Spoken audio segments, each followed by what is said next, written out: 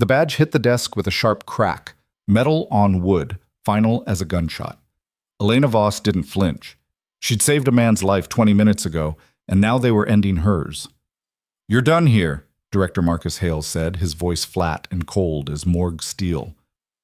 "Effective immediately."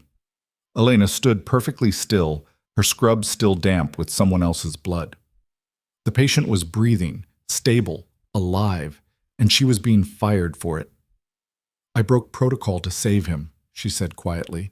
"You endangered this facility," Hales snapped. "Security will escort you out." She turned toward the door, and that's when the sky exploded.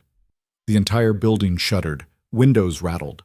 Overhead, the roar of twin rotors tore through the air like thunder made of metal. 2 black military helicopters dropped onto the hospital roof, fast and low, combat descent. Hale's face went white. Elena's heart stopped. Because 30 seconds ago, she was nobody, a disgraced nurse walking out in shame. Now armed soldiers were pouring through the halls, and they were screaming her name. If you want to know how a nurse they just destroyed became the only person who could stop a catastrophe, stay with me until the very end. Like this video, drop a comment with the city you're watching from. I want to see how far this story can travel. Now let's begin. Elena Voss walked down the central corridor of Crescent Hill Medical Center with her head high and her hands steady, even though every pair of eyes in the building was on her. Whispers trailed her like smoke. Some people stepped aside. Others stared openly, phones already out, capturing her fall in real time. She didn't look back. Behind her, Marcus Hale's office door was still open, his voice still echoing in her skull. "You're a liability. You always have been." The words were surgical, precise, designed to cut deep and leave nothing to stitch. But Elena had heard worse. She'd worked at Crescent Hill for 3 years. 3 years of double shifts, of covering for understaffed units, of being the one they called when no one else would take the case. She wasn't the most popular. She didn't smile enough in meetings. She asked too many questions. She refused to look away when something was wrong. And today, she'd committed the ultimate sin. She'd ignored a direct order. The patient had been a 32-year-old construction worker named Ben Iris, brought in after a scaffold collapse. Crushed ribs, internal bleeding, pressure building fast around his heart. The attending physician, Dr. Raymond Coulter, had called it. "Too unstable for intervention. We wait for the trauma surgeon." Elena had looked at the monitor. Oxygen dropping. Pulse thready. She'd seen this before. Not here, not in this clean American hospital with its leather chairs and donor plaques, but somewhere else. Somewhere loud and dark and full of dust. She'd leaned over the patient, her voice calm. "I'm not waiting." Coulter had tried to pull her back. "Nurse Voss, step away from the table." She didn't. She'd grabbed a needle, hands fast and sure, and performed a pericardiocentesis right there in the ER bay. No imaging, no backup, just her and the anatomical map she kept in her head. The fluid came out clean and dark. The man gasped. His vitals spiked, then steadied. He lived. Coulter reported her within the hour. Hale had her badge by noon. Now Elena pushed through the double doors into the main lobby, and the noise hit her like a wall. The rotors were deafening, a mechanical scream that made the ceiling lights sway. People were shouting, scrambling toward windows. Security guards spoke rapidly into radios, confusion spreading faster than any protocol could contain. Elena stopped. 2 helicopters, matte black, no markings except a small insignia near the tail, one she recognized but hadn't seen in 8 years. Her throat tightened. "Everyone stay calm," someone yelled, but no one was calm. The main entrance exploded inward, not literally, but it felt like it. 6 soldiers in full tactical gear stormed through, rifles raised, movements sharp and synchronized. They weren't hospital security. They weren't local police. They were military, Tier 1, the kind that didn't show up unless the world was ending. The lead soldier, a woman with a hard jaw and gray eyes, scanned the crowd. Her voice cut through the chaos like a blade. "We are looking for Elena Voss. If you know where she is, speak now." The lobby went silent. Elena's pulse hammered in her ears. She took one step back, instinct screaming at her to run, to hide, to vanish the way she'd learned to do years ago, but her legs wouldn't move. The soldier's eyes locked onto her. There, someone whispered, pointing. The soldier walked forward, slow and deliberate. Her team fanned out behind her, covering angles, blocking exits. People pressed themselves against walls. A child started crying. The soldier stopped 3 feet from Elena. Up close, her expression was unreadable, professional, but something else underneath. Urgency. Maybe fear. Elena Voss? Elena's mouth was dry. Yes. You need to come with us, now. I don't... Elena started, but the soldier cut her off. This is not a request. We have a code black situation. You are the only option. Code black. The term hit her like cold water. It was a military classification she hadn't heard since she'd left that life behind. It meant one thing: catastrophic injury, imminent death, no standard solution. I'm not military anymore, Elena said quietly. I haven't been for 8 years. We know. The soldier's voice dropped, almost gentle. But right now, you're the only medic alive who can do what needs to be done. Elena's stomach twisted. What are you talking about? The soldier glanced at her team, then back at Elena. Colonel Adrian Nash. He's dying. Trauma sustained in a field operation 6 hours ago. We've tried everything. He's got maybe 30 minutes left. The name hit her like a fist to the chest. Adrian Nash. She knew that name. She knew that face. She'd saved his life once, in a place so far off the map it didn't have a name. Under conditions so brutal, she'd had to invent a solution on the spot. A technique no one had taught her. A method she'd written down once, on blood-stained paper, and handed to a superior officer who promised it would be documented. It never was. Her work had vanished into the machine, classified, erased. And when she'd tried to follow up, to get credit, to at least have her name attached to the thing she'd created, she'd been told to let it go, told it was bigger than her, told she didn't understand how these things worked. So she'd left, honorably discharged, came home, became a nurse, tried to build something normal, and now they were back. Why me? Elena asked, though she already knew. The soldier's jaw tightened. Because the method you used on him 8 years ago, it's been adapted. It's saved over 200 lives since then, but this injury... She hesitated. It's beyond the protocol. We need the person who invented it. Elena felt something cold and sharp settle in her chest. You mean the protocol you never credited me for? The soldier didn't deny it. Ma'am, I don't have time to explain the politics. He's dying. You can save him. Will you come? Elena looked past her toward the lobby doors. Marcus Hale was standing there now, pale and wide-eyed, his earlier confidence completely gone. He looked small, breakable. She turned back to the soldier. If I say no, then a decorated officer dies, and a lot of people will want to know why. The soldier's voice was quiet, but the edge was unmistakable. Including the ones who buried your name. Elena closed her eyes, took a breath, opened them. Let's go. The helicopter lifted off with a violence that rattled her teeth. Elena sat strapped into a jump seat, flanked by 2 soldiers who didn't speak. The interior was all function, no windows, just red light and the smell of fuel and canvas. The noise was overwhelming, a physical force that made conversation impossible. She didn't need to talk. Her mind was already racing. Adrian Nash. She remembered him clearly. Mid-40s, square jaw, the kind of voice that made people listen even when he whispered. He'd been brought to her in pieces, shrapnel through the chest, collapsed lung, hemorrhaging faster than she could track. The field surgeon had called it. He's gone. Focus on the others. Elena had refused. She'd taken a scalpel, a chest tube, and a piece of IV tubing, and she'd done something no textbook had ever described. She'd rerouted the blood flow manually, created a temporary shunt to buy time, and stabilized him long enough for evac. It had worked. Barely. But it had worked. 2 weeks later, she'd submitted a report. Detailed, precise. She'd called it the Voss shunt procedure. A month after that, she'd seen it referenced in a classified medical brief, renamed, rewritten, credited to a team of researchers she'd never met. She'd fought it, filed complaints, demanded answers, and she'd been quietly, efficiently, shut down. The helicopter banked hard, and Elena gripped the seat. One of the soldiers leaned close, shouting over the noise. 5 minutes out. She nodded. Her hands were shaking. She forced them still. When the helicopter touched down, the doors flew open and the world became chaos. They were on a forward operating base, temporary structures, camouflage netting, the distant thump of artillery. Soldiers ran in every direction.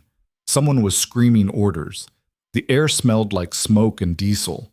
Elena was pulled out, hustled across the tarmac toward a low concrete building. Inside, the fluorescent lights were harsh and flickering. The hallway was narrow, lined with equipment crates and medical supplies. They moved fast. "Through here," the soldier said, pushing open a door. The room beyond was a field surgery unit, sterile drapes, portable monitors, a steel table in the center. And on that table, surrounded by medics and machines, was Adrian Nash. He looked worse than she remembered. Older, grayer, and dying. His chest was a mess of gauze and blood. The monitors screamed. A young doctor stood at his side, hands shaking, eyes wide with panic. "We've done everything," the doctor said, voice breaking. "He's not responding. The bleeding won't stop." Elena stepped forward, her training kicking in like muscle memory. She looked at the monitors, blood pressure dropping, oxygen at 73%, heart rate erratic. She pulled on gloves, fast and sure. "How long has he been like this?" 40 minutes, someone said. "What happened?" "IED, close range. Shrapnel to the upper chest. We've tried standard trauma procedure, but it's not standard trauma," Elena said quietly. She leaned over Nash, examining the wound. The entry points were small but deep. The bleeding was internal, pooling somewhere she couldn't see. She'd need to go in, now. "Who's the best hands you have?" she asked. The young doctor raised his hand, still shaking. Elena met his eyes. "Then scrub in. We're not following protocol." "But scrub in." He obeyed. Elena moved to the table, her mind already 3 steps ahead. She could see it, the anatomy, the damage, the solution. It was the same problem she'd solved 8 years ago, but worse. The shrapnel had gone deeper, the bleeding was faster, and this time there was no margin for error. She picked up the scalpel. "Vitals are dropping," someone shouted. "I know," Elena said. Her voice was calm, steady. The voice she used when the world was ending and she was the only thing standing between a patient and the dark. She cut in. The room held its breath. Blood welled up, dark and fast. She suctioned it, her hands moving on instinct. She could feel the damage under her fingers, the torn vessels, the pressure building in the wrong places. Standard procedure would say to clamp and repair, but standard procedure would kill him. She needed to do what she'd done before, but better. "Hand me the tubing," she said. The young doctor fumbled, passed it over. Elena worked fast, building the shunt in real time, rerouting blood flow around the damaged area, creating a temporary bypass that would hold just long enough. Her hands didn't shake, her mind didn't waver. The monitors screamed louder. "Pressure's critical," someone yelled. "Not yet," Elena whispered. She placed the final stitch, tightened it, checked the flow, and waited. The room was silent except for the machines. 1 second, 2, 3, the monitor beeped. Once, twice, the rhythm steadied. Blood pressure started to climb. Oxygen ticked up, 75, 78, 82. Adrian Nash's chest rose, fell, rose again. The young doctor exhaled, a sound like a sob. Elena stepped back, peeling off her gloves. Her hands were covered in blood, but they were steady. "He's stable," she said quietly. "For now." The room erupted in relieved chaos, people moving, updating charts, adjusting IVs. But Elena just stood there, staring at the man on the table, the man whose life she'd saved twice, the man whose survival had erased her name the first time, and now she'd done it again. Behind her, the door opened. A tall man in a crisp uniform stepped in, a general by the stars on his collar. His face was hard, but his eyes were sharp. He looked at Nash, then at Elena.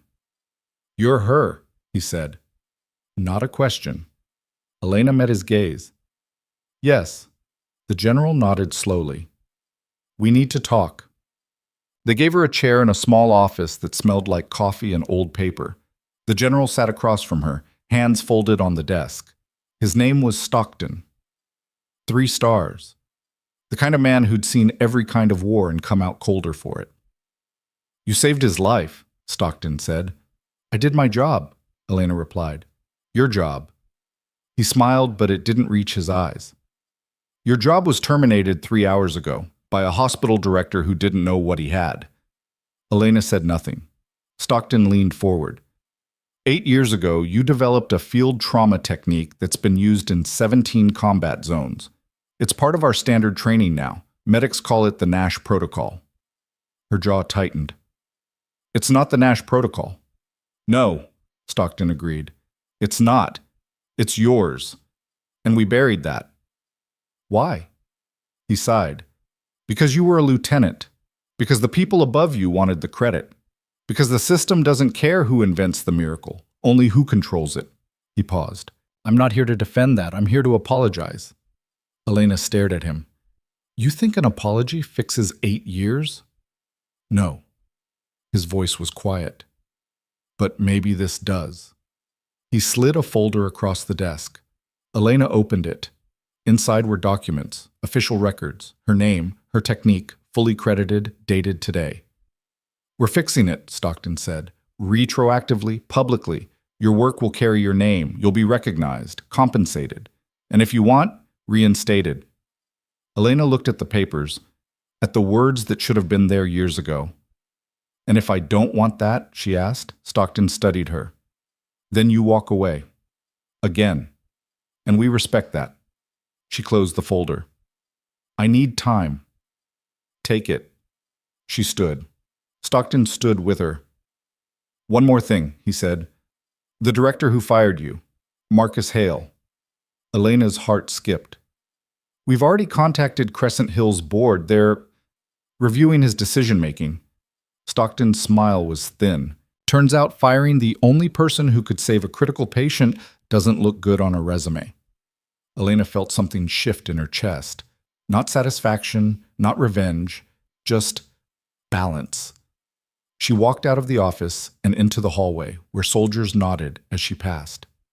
She stepped outside into the night air, and the stars were bright and cold above her. Somewhere behind her, Adrian Nash was alive because she'd refused to follow the rules. And somewhere ahead, Marcus Hale was learning what it felt like to fall. Elena Voss pulled out her phone. She had 17 missed calls. She ignored them all. Instead, she opened a blank note and started typing. Proposal. Independent Emergency Medical Training Initiative. Founder, Elena Voss. She smiled. The system had tried to bury her, but she'd just started digging her way out. The cursor blinked on the screen, waiting. Elena stared at the words she'd just typed, feeling the weight of them settle into her bones. This wasn't just an idea. This was a declaration. A line drawn in the sand between who she'd been forced to become and who she'd always been meant to be. She hit save and slipped the phone back into her pocket. The night air was sharp and clean, cutting through the lingering smell of blood and antiseptic that clung to her scrubs. Around her, the forward operating base hummed with controlled chaos, soldiers moving supplies, generators rumbling, distant voices crackling over radios. She'd forgotten what this felt like. The edge. The clarity that came from being exactly where you were needed, doing exactly what no one else could do. Footsteps approached from behind. Elena didn't turn. "You handled yourself well in there." It was the female soldier from the helicopter, the one with gray eyes and a voice like gravel. She stopped beside Elena, arms crossed, gaze fixed on the horizon. "Better than well. Nash would be dead 3 times over if you'd followed their protocol." "Their protocol was mine first," Elena said quietly. The soldier nodded. "I know, we all know." She paused. "Captain Reeves?" "Mara Reeves. I run the tactical medical unit that's been using your technique for the past 4 years. Elena finally looked at her. Up close, Reeves was younger than her voice suggested. Maybe 35, with the kind of weathered intensity that came from too many close calls and not enough sleep. There was a scar along her jawline, faint but deliberate, like she wore it as proof of something. "You're the one who kept it alive," Elena said. Not a question. I'm the one who made sure every medic under my command learned it right. Word for word, the way it was written in the original brief before they scrubbed your name out. Reeves's expression hardened. I've read your file, Voss. What they did to you was garbage. They did what systems do, Elena replied. Protect themselves. Erase the inconvenient parts. Reeves studied her for a long moment. You're angrier than you look. I've had practice hiding it. A faint smile crossed Reeves's face. Good. Angry gets things done. She shifted her weight, glancing back toward the medical building. Stockton's serious, about fixing this. He's one of the few who actually gives a damn about doing the right thing, even when it's 8 years too late. Elena said nothing. But he's also a realist, Reeves continued. He knows that giving you credit, putting your name back in the records, that's not going to be enough. Not after what you've built in your head tonight. Elena's eyes narrowed. You read minds now? I read body language, and yours is screaming that you're not coming back to this.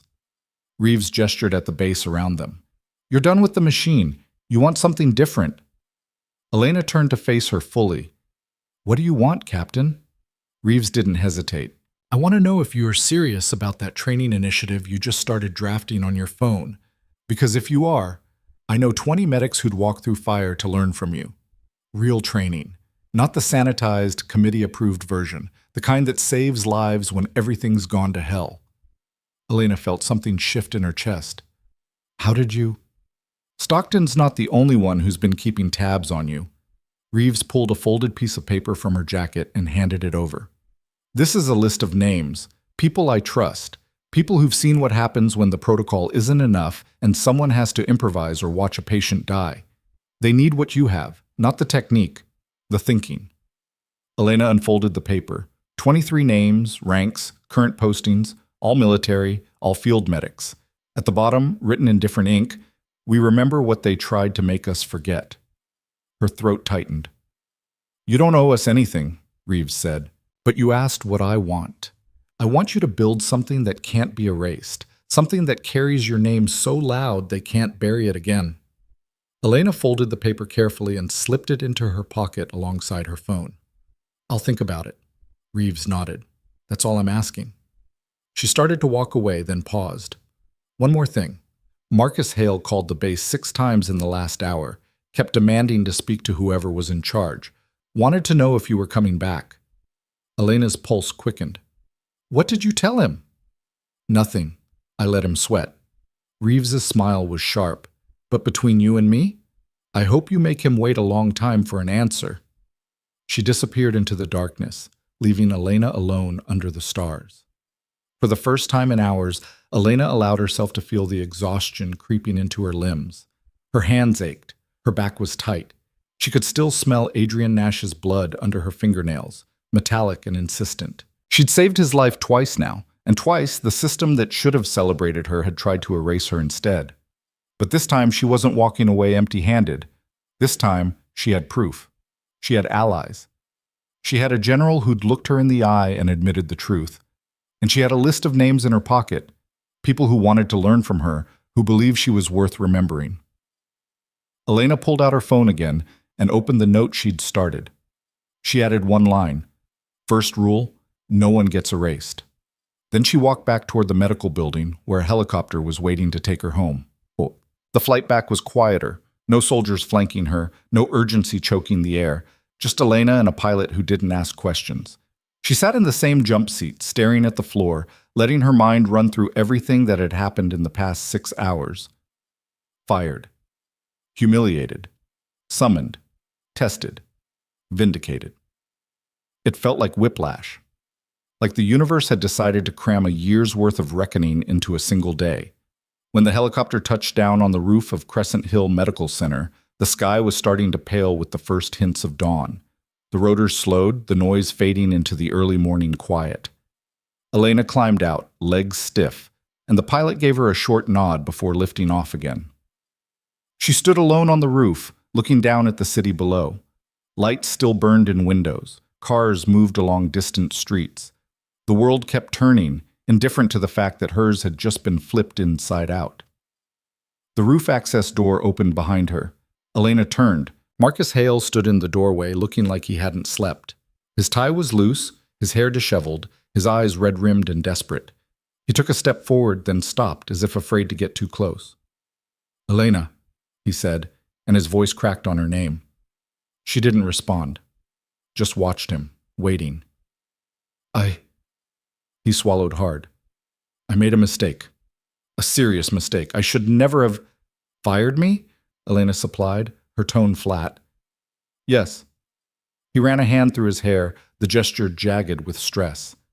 "I didn't know. I didn't understand who you—" He stopped, breathing hard. The board received a call from the Department of Defense. They explained everything. Your background, your service, the technique. They made it very clear that terminating you was a liability, Elena finished. Hale flinched. "A mistake," he corrected, but the words sounded hollow. "We want you back, Elena. Effective immediately. Head of emergency medicine. Full authority. Whatever you need." Elena crossed her arms. "You fired me for saving a man's life. Now you want me back because the military told you I'm valuable. That's not—" "It's exactly that." She stepped closer, and Hale instinctively stepped back. "You didn't believe in me when I needed you to. You didn't trust my judgment. You didn't care that Ben Iris lived. You cared about protocol, about liability, about covering your own career." "I was trying to protect the hospital," Hale said weakly. "You were trying to protect yourself." Elena's voice was quiet, but it cut like a scalpel. "And now that someone bigger than you has told you I matter, you're scrambling to fix it, not because it's right, because you're afraid of what happens if you don't." Hale's face went pale. "Elena, please. I know I was wrong. I'm asking you to come back. We need you." "You need me now," she said. "Where were you 80 years ago when I needed someone to believe me? Where were you 3 hours ago when I walked out of your office with nothing?" He had no answer. Elena turned away from him, looking out over the city again. The sun was rising now, painting the sky in shades of gold and pink. It was beautiful, ruthless, indifferent. "I'm not coming back," she said. Behind her, Hale made a sound like he'd been punched. "What?" "I'm not coming back to Crescent Hill. I'm not taking your job. I'm not saving your reputation." She glanced over her shoulder at him. "I'm going to build something better, something that doesn't erase people when they become inconvenient." Hale's mouth opened and closed. "You can't just— the board will want to meet with you. They'll make you an offer, a real one. Let them." Elena started toward the door, and Hale moved aside automatically. "I don't owe you an answer. I don't owe them anything." She walked past him, and he grabbed her arm. "Elena, wait." She looked down at his hand, then up at his face. Her expression was calm, cold, the kind of cold that came from years of being underestimated and finally realizing she didn't need their approval anymore. "Let go," she said quietly. He did, immediately.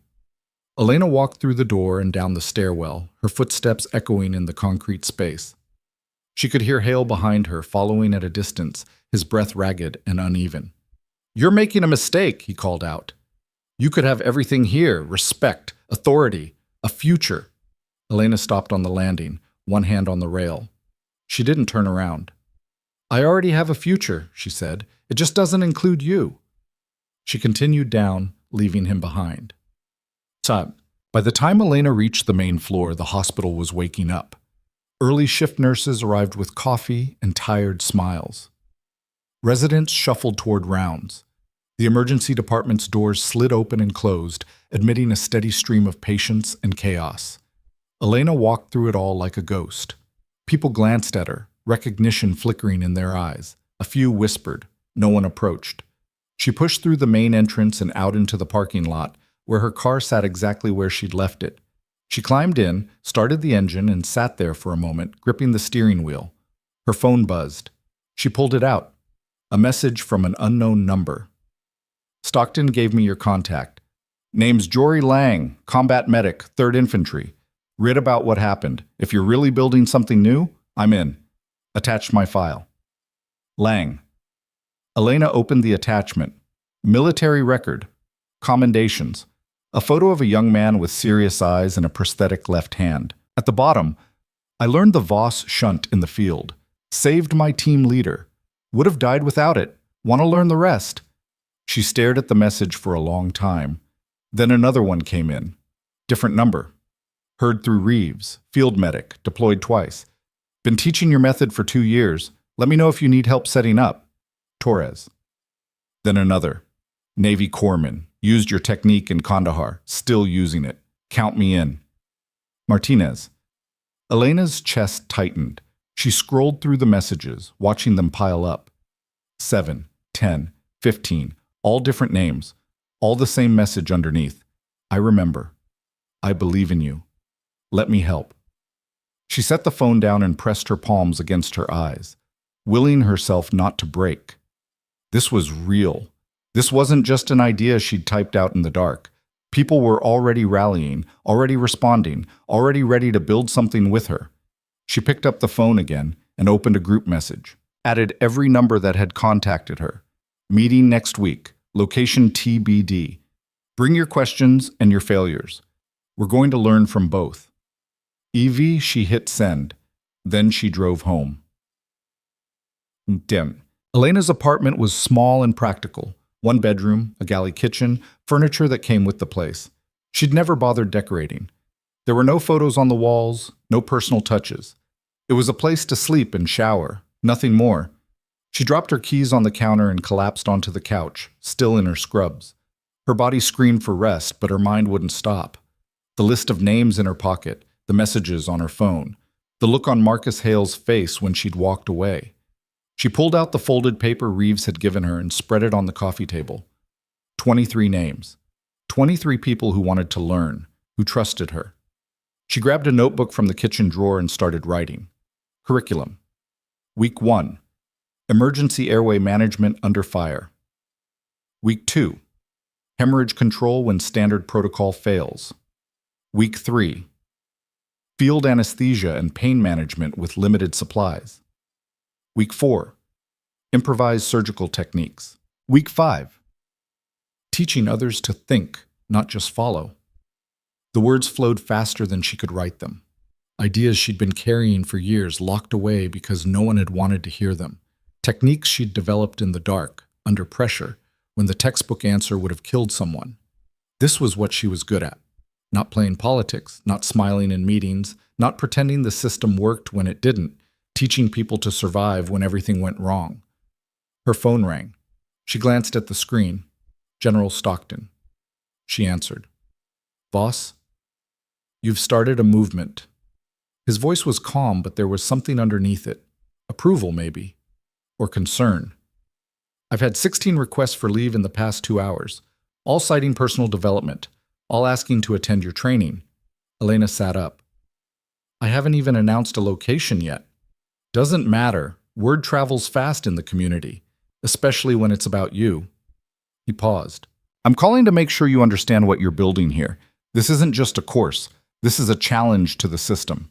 You're saying the official training isn't good enough. It's not, Elena said bluntly. I agree. Stockton's voice was steady. But not everyone will. You're going to have people pushing back. Medical review boards, certification agencies, people who think you're dangerous because you teach medics to break the rules. I teach them to think. I know, and that's exactly what scares them. He sighed. I'm not trying to talk you out of this. I'm trying to prepare you. This is going to get ugly before it gets better. Elena looked at the notebook in front of her, covered in her own handwriting. I've handled ugly before. Not like this, not when you're the one in the spotlight. He paused.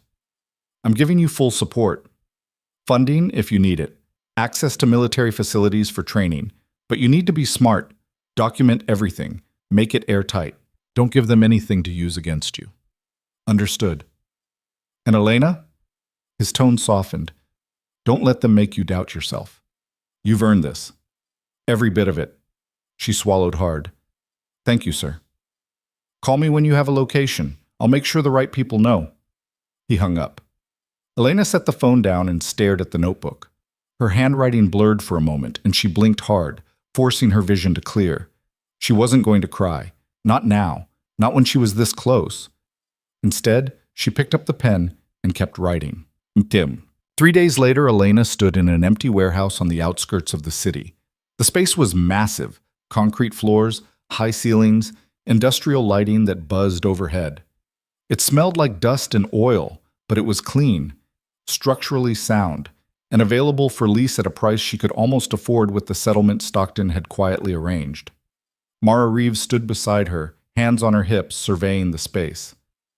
This could work. You'll need to section it off, simulation areas, lecture space, equipment storage, but yeah, this could work. Elena nodded slowly. It's not pretty. Pretty doesn't save lives. Reeves turned to her. You good with this? Elena walked to the center of the room, her footsteps echoing. She could see it already. Training stations set up along the walls, mannequins and monitors, medics working in pairs, sweat on their faces, determination in their eyes. She could hear the voices, the questions, the arguments, the kind of chaos that came from people learning something real. I'm good, she said. Reeves smiled. Then let's make it happen. Over the next week, the warehouse transformed. Reeves called in favors and equipment started arriving. Medical mannequins, monitors, surgical kits, IV stands. Jory Lang showed up with a truck full of supplies he'd somehow acquired.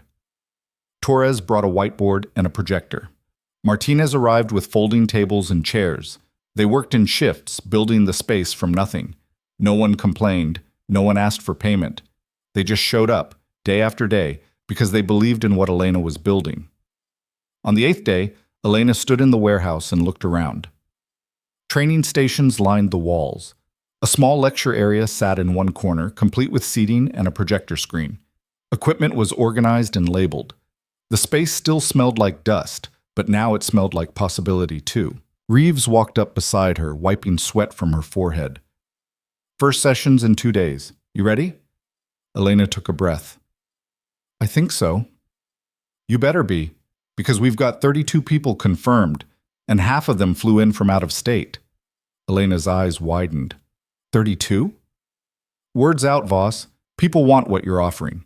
Reeves clapped her on the shoulder. Don't screw it up. Elena laughed, a sound that surprised her. No pressure. Tons of pressure. But you've handled worse.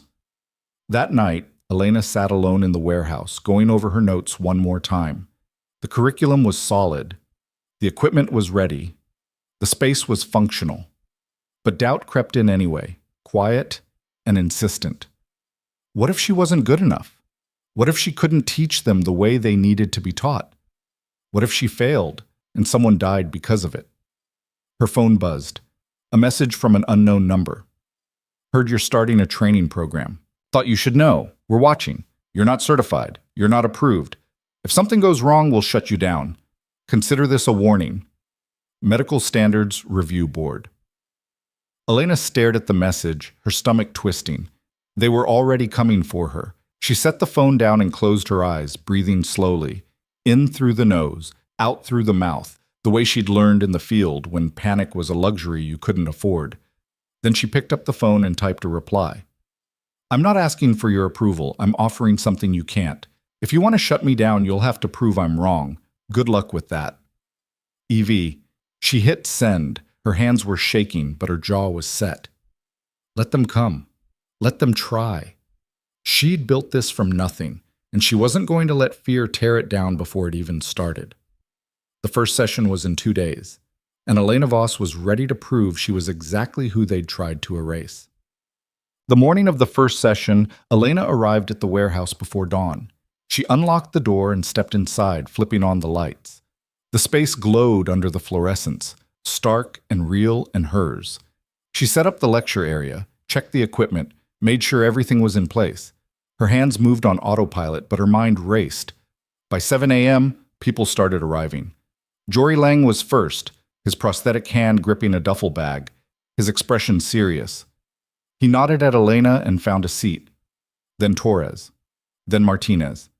Then faces she didn't recognize, men and women in civilian clothes, all carrying the same look of quiet intensity. By 8, the room was full. 32 people, just like Reeves had said. Some sitting, some standing, all watching her. Elena walked to the front of the room, and the noise died down. She looked at them, really looked. Saw the scars, the exhaustion, the hope. These weren't people looking for a certificate or a credential. These were people who'd seen what happened when the system failed, who'd watched patients die because the protocol wasn't enough. They were here because they wanted to be better, to learn how to save lives when everything went to hell. Elena cleared her throat. "My name is Elena Voss," she said, her voice steady and clear. 8 years ago, I developed a trauma technique in the field. It worked. It saved lives. And the system erased my name and took credit for it. The room was silent. "I'm not here to complain about that," she continued. "I'm here to make sure it doesn't happen to you, because the thing they don't teach you in medical school, the thing they leave out of the protocol," she paused, meeting their eyes one by one, "is that sometimes the only way to save a life is to break the rules." A few heads nodded. "This program isn't about certification. It's not about making you look good on paper. It's about teaching you to think, to adapt, to do what's necessary when no one's written the answer down yet." She gestured to the training stations. "We're going to simulate the worst, high-stress scenarios, limited equipment, no backup, and you're going to figure out how to save the patient anyway." Someone in the back raised a hand. Elena nodded. "What if we fail?" the voice asked. "Then you fail," Elena said simply. "And we figure out why. Because failure here means learning. Failure in the field means someone dies. I'd rather you make your mistakes now, with me, than later when it counts." The room absorbed that. Elena stepped forward. "First rule, no one gets erased. I don't care if you're a lieutenant or a captain or a civilian contractor. Your ideas matter. Your experience matters. If you invent something that works, your name stays on it. No exceptions." She let that settle. "Second rule, question everything. If I tell you to do something and it doesn't make sense, ask why. If the protocol says one thing and your gut says another, we talk about it. I'm not here to create robots. I'm here to create thinkers." A woman in the front row leaned forward. "And if we disagree with you?"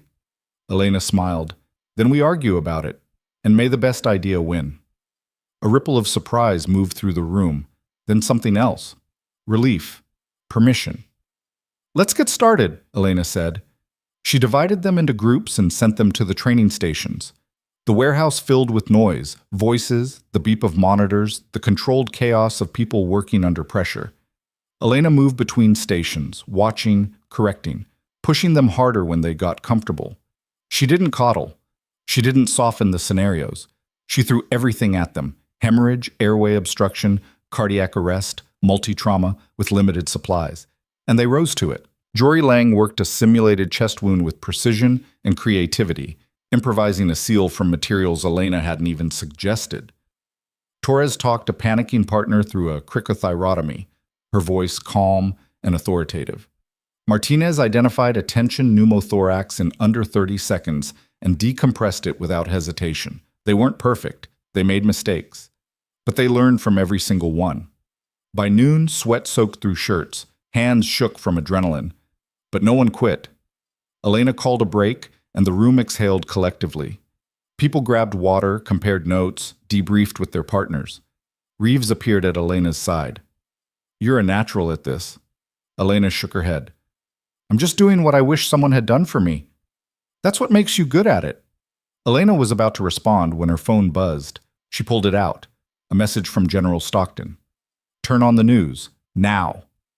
Her stomach dropped. She grabbed the remote and turned on the small TV mounted in the corner. The screen flickered to life, showing a local news broadcast. The anchor's face was serious. Controversy surrounding an unlicensed medical training program operating just outside the city. The Medical Standards Review Board has issued a formal complaint, alleging that the program, run by former military nurse Elena Voss, poses a significant risk to public safety. Elena's blood ran cold. The image cut to a press conference. A man in a suit stood at a podium, his expression stern. "Ms. Voss has no authority to train medical personnel. She is not board certified. She is not affiliated with any accredited institution. And her so-called techniques have not been peer-reviewed or approved by any governing body." The camera zoomed in on his face. Elena recognized him. Dr. Raymond Coulter, the attending physician from Crescent Hill, the one who'd reported her for saving Ben Iris. He was testifying against her. We have reason to believe that her training methods encourage reckless behavior and disregard for established medical protocols, Coulter continued. If left unchecked, this program could result in preventable deaths. The anchor reappeared. The board is calling for an immediate investigation and potential shutdown of the program. More on this story as it develops. The room had gone silent. Every eye was on the screen, then on Elena. She stood frozen, the remote still in her hand, her mind racing. They were trying to destroy her before she'd even started. Reeves stepped forward, her voice low and urgent. "Elena, what do you want to do?" Elena set the remote down slowly. Her hands weren't shaking anymore. They were steady, cold, focused. She turned to face the room. "We keep going," she said. Someone in the back spoke up. "But if they shut you down, they haven't shut us down yet." Elena's voice cut through the doubt like a blade. "And until they do, we keep training. We keep learning. We keep proving that what we're doing works." She looked at each of them, one by one. "This is what they do," she said. "When they can't control you, they try to discredit you. When they can't erase you, they try to scare you into erasing yourself." Her voice hardened. "I'm not scared. And if you are, you can leave, no judgment. But if you stay—" She paused. "Then we fight, not with words, with results." The room held its breath. Then Jory Lang stood up. "I'm staying." Torres stood. "Me too." Martinez, then another, then another. Within seconds, the entire room was on its feet.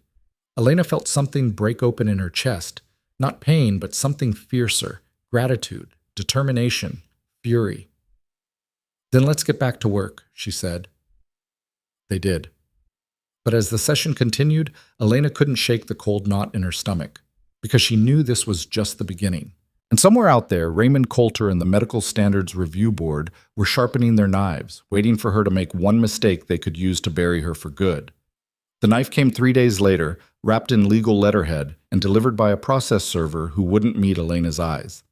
She signed for it at the warehouse door, ripped open the envelope, and read the words that confirmed what she already knew. Cease and desist. Unauthorized medical training, pending investigation, mandatory compliance hearing in 7 days. She handed the papers to Reeves without a word and walked back inside, where 15 medics were mid-drill on a complex airway scenario. The room didn't stop. Monitors beeped. Someone called for suction. A trainee swore under his breath and started over. Reeves caught up to her near the equipment storage. "This is bad." "I know." "They're moving fast, faster than I expected." Reeves scanned the document, her jaw tight. "They're alleging negligence, reckless endangerment, practicing medicine without a license. If they make any of this stick, you're not just shut down, you're facing criminal charges." Elena leaned against a metal shelf, arms crossed. "Coulter's pushing this. He wants me destroyed." "He's not alone. I made some calls. The Medical Standards Review Board has 3 members with direct ties to Crescent Hill. One of them sits on the same hospital foundation board as Marcus Hale." Reeves looked up. "This isn't just about protocol. It's personal. Everything's personal when you threaten the system. So what do we do?" Elena was quiet for a moment, watching the controlled chaos across the room. Jory Lang was coaching a younger medic through a needle decompression, his prosthetic hand steady as he demonstrated the angle. Torres was timing a response drill, clipboard in hand, calling out complications. Martinez was troubleshooting a failed IV line with the kind of calm focus that only came from field experience. These weren't reckless amateurs. They were professionals learning to be better. And the system wanted to call that dangerous. "We document everything," Elena said finally. "Every drill, every outcome, every technique. We build a case that's so airtight they can't touch it." Reeves nodded slowly. "And if that's not enough?" Elena met her eyes. "Then we make sure enough people see what we're doing that shutting us down becomes politically impossible." "You're talking about going public." "I'm talking about showing them exactly what they're trying to destroy." Reeves smiled, sharp and dangerous. "I'll make some calls." By that evening, Elena had set up a camera system throughout the warehouse. 3 angles per training station, audio feeds, timestamp overlays. Everything recorded, everything archived. If the board wanted to accuse her of negligence, they'd have to prove it against hundreds of hours of footage showing the exact opposite. She was reviewing the day's recordings when her phone rang. Unknown number. She almost didn't answer. Voss? Ms. Voss, this is Andrea Killian with Channel 7 News. I'm calling about your training program. Elena's guard went up immediately. No comment. Wait, please. I'm not looking for a hit piece. I want to understand what you're actually doing. Killian's voice was measured, professional. I've spoken to 3 of your trainees off the record. They say you're teaching techniques that saved their lives in the field. I'd like to hear your side. Elena was silent, calculating. A news story could go either way, validation or ammunition for her enemies. Why? She asked. Because Raymond Coulter gave a press conference today calling you a menace to public safety, and something about it felt wrong. I did some digging, found out you're the one who actually invented the Voss shunt, even though it took the military 8 years to admit it. Found out you were fired for saving a patient's life. Killian paused. That's not the profile of someone reckless. That's someone the system couldn't control. Elena closed her eyes. What do you want from me? An interview. On camera. Let people see who you actually are and what you're building. Let them decide if you're dangerous or if the people attacking you are just afraid of being proven wrong. And if I say no, then the only narrative out there is Coulter's, and he's very good at making you sound like a villain. Elena looked across the warehouse. Trainees were packing up, debriefing, laughing about mistakes made and lessons learned. This was real. This mattered. And if she let it die in silence, Coulter won. Tomorrow, Elena said. 10 a.m. Bring your crew. You'll see everything. Thank you, Ms. Voss.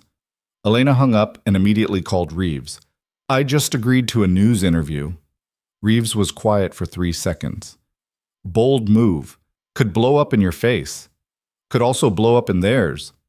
Fair point. I'll make sure the place looks camera ready. And Voss? Reeves's tone shifted. Don't let them edit you into something you're not.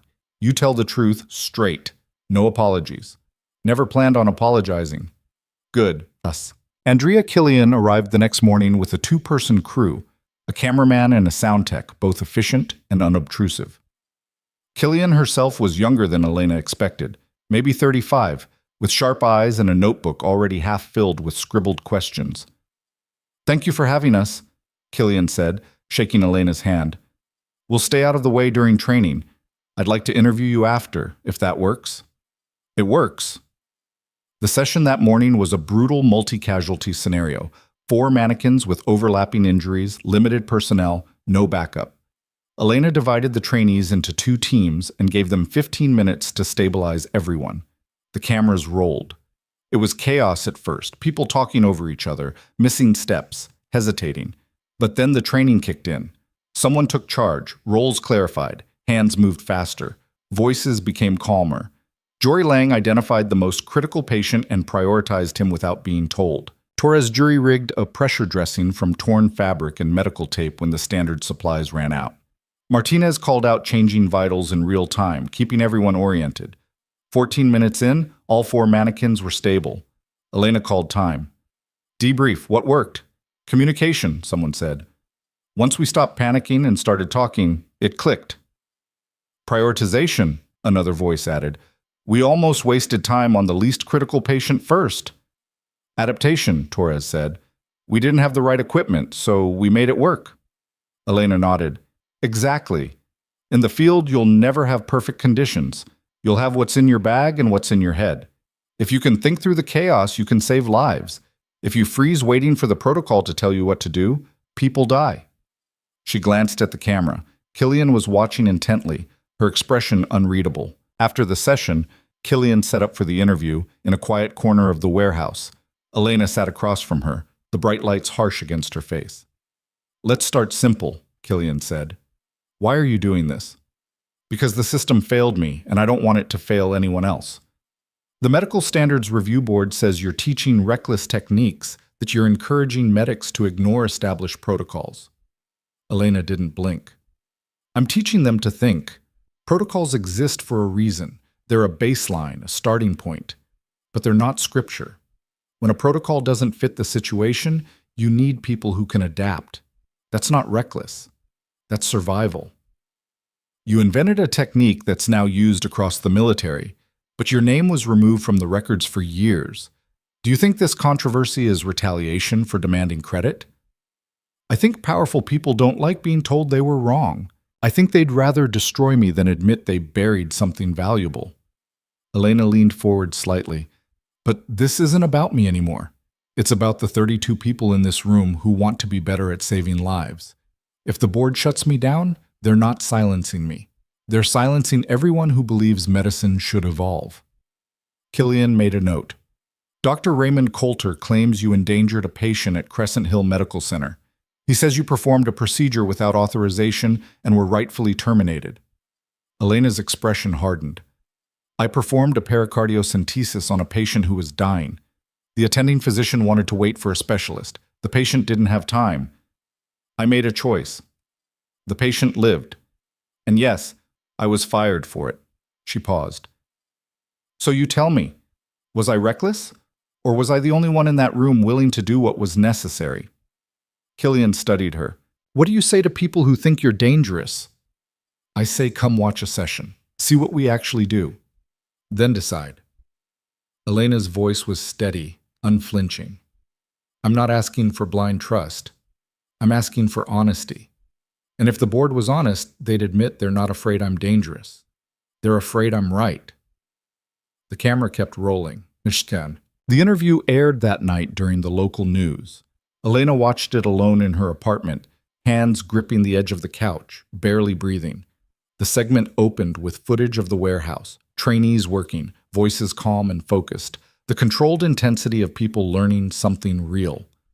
Then Killian's voiceover. This is the controversial training program the Medical Standards Review Board wants shut down, but the people inside say it's saving lives. Clips of the interview, Elena's face, serious and unguarded. I'm teaching them to think. That's not reckless. That's survival. Then a cut to Raymond Coulter from his earlier press conference. Her so-called techniques have not been peer-reviewed or approved. Back to Elena. If the board was honest, they'd admit they're not afraid I'm dangerous. They're afraid I'm right. The segment ended with Killian's closing statement. The Medical Standards Review Board will hold a compliance hearing next week to determine the program's fate. The question is, who gets to decide what's dangerous? Bureaucrats protecting the status quo, or the people whose lives depend on innovation? Elena's phone exploded. Texts from trainees, messages from strangers, emails from reporters requesting follow-ups. The warehouse voicemail filled within an hour. One message stood out. From General Stockton. Well played. You just made this a public fight. Now you have to win it. Call me. Elena called. You've got their attention, Stockton said without preamble. The board's scrambling, Coulter's furious, and you've got about 6 days to prepare a defense that holds up under legal scrutiny. I have the footage. Hundreds of hours, every drill documented. That's good. But it's not enough. You need expert witnesses, people with credentials they can't dismiss. You need proof that what you're teaching works, not just anecdotally, but statistically. Elena's mind raced. I don't have statistics. I've only been running this for 2 weeks. Then you need testimonials. People whose lives were saved by your technique. Military personnel, civilians, anyone who can stand in front of that board and say, this woman's work kept me alive. Can you help with that? I can get you names, but you'll have to convince them to testify. Some of them are still active duty. Going public could cost them. He paused. This is going to get uglier before it's over. Are you ready for that? Elena looked at the television, where her own face was frozen mid-sentence, defiant and sure. I'm ready. Over the next 5 days, Elena barely slept. She compiled footage, organized testimony, and reached out to every person Stockton's list provided. Some said yes immediately. Others hesitated, afraid of career repercussions. A few said no outright, but enough said yes. Mara Reeves flew in a captain who'd used the Voss shunt in Syria and saved 3 soldiers in a single engagement. Jory Lang contacted his former unit leader, the man whose life he'd saved using Elena's technique. Torres found a Navy corpsman who'd adapted the method underwater during a submarine emergency. They weren't just names on paper, they were living proof. Elena also hired a lawyer, a sharp, no-nonsense woman named Denise Morrow, who specialized in medical malpractice defense. Morrow reviewed the case and delivered her assessment bluntly. They're going after your credentials, your methods, and your intent. They'll argue you're practicing medicine without a license, that you're teaching unproven techniques, that you're motivated by ego, not patient safety. How do we counter that? With facts, with witnesses, and with the understanding that this hearing isn't just legal, it's political. You're not just defending yourself. You're defending the idea that the system doesn't have a monopoly on good medicine. Morrow tapped her pen against the table. They want you to look arrogant and reckless, so you need to look competent and principled. No grandstanding, no attacks, just truth. Elena nodded. I can do that. Good, because if you lose this, you're done. And so is everyone who believed in you.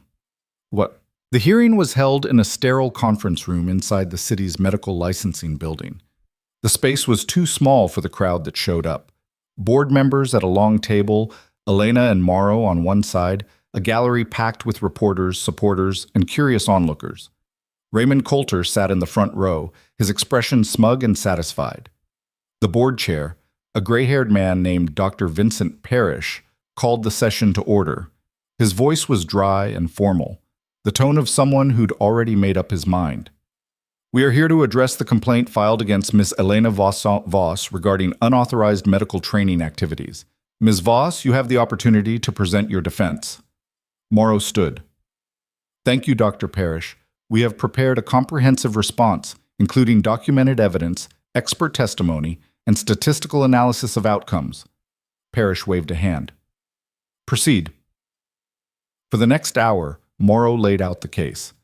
Footage of training sessions, testimonials from trainees, data showing zero adverse events and measurable improvement in performance metrics. Then the witnesses took the stand one by one. The captain from Syria described a firefight where 3 men were bleeding out and the protocol wasn't enough. I used the Voss shunt. All 3 survived. Without it, they'd be dead. Jory Lang testified about saving his unit leader in the field. She taught me to think, not just follow steps. That's why he's alive. The Navy corpsman explained adapting the technique underwater. Standard procedure would have killed him. Ms. Voss's method gave us options. With each testimony, Elena watched the board members' faces. Some remained impassive. Others shifted uncomfortably. Parrish took notes but showed no emotion.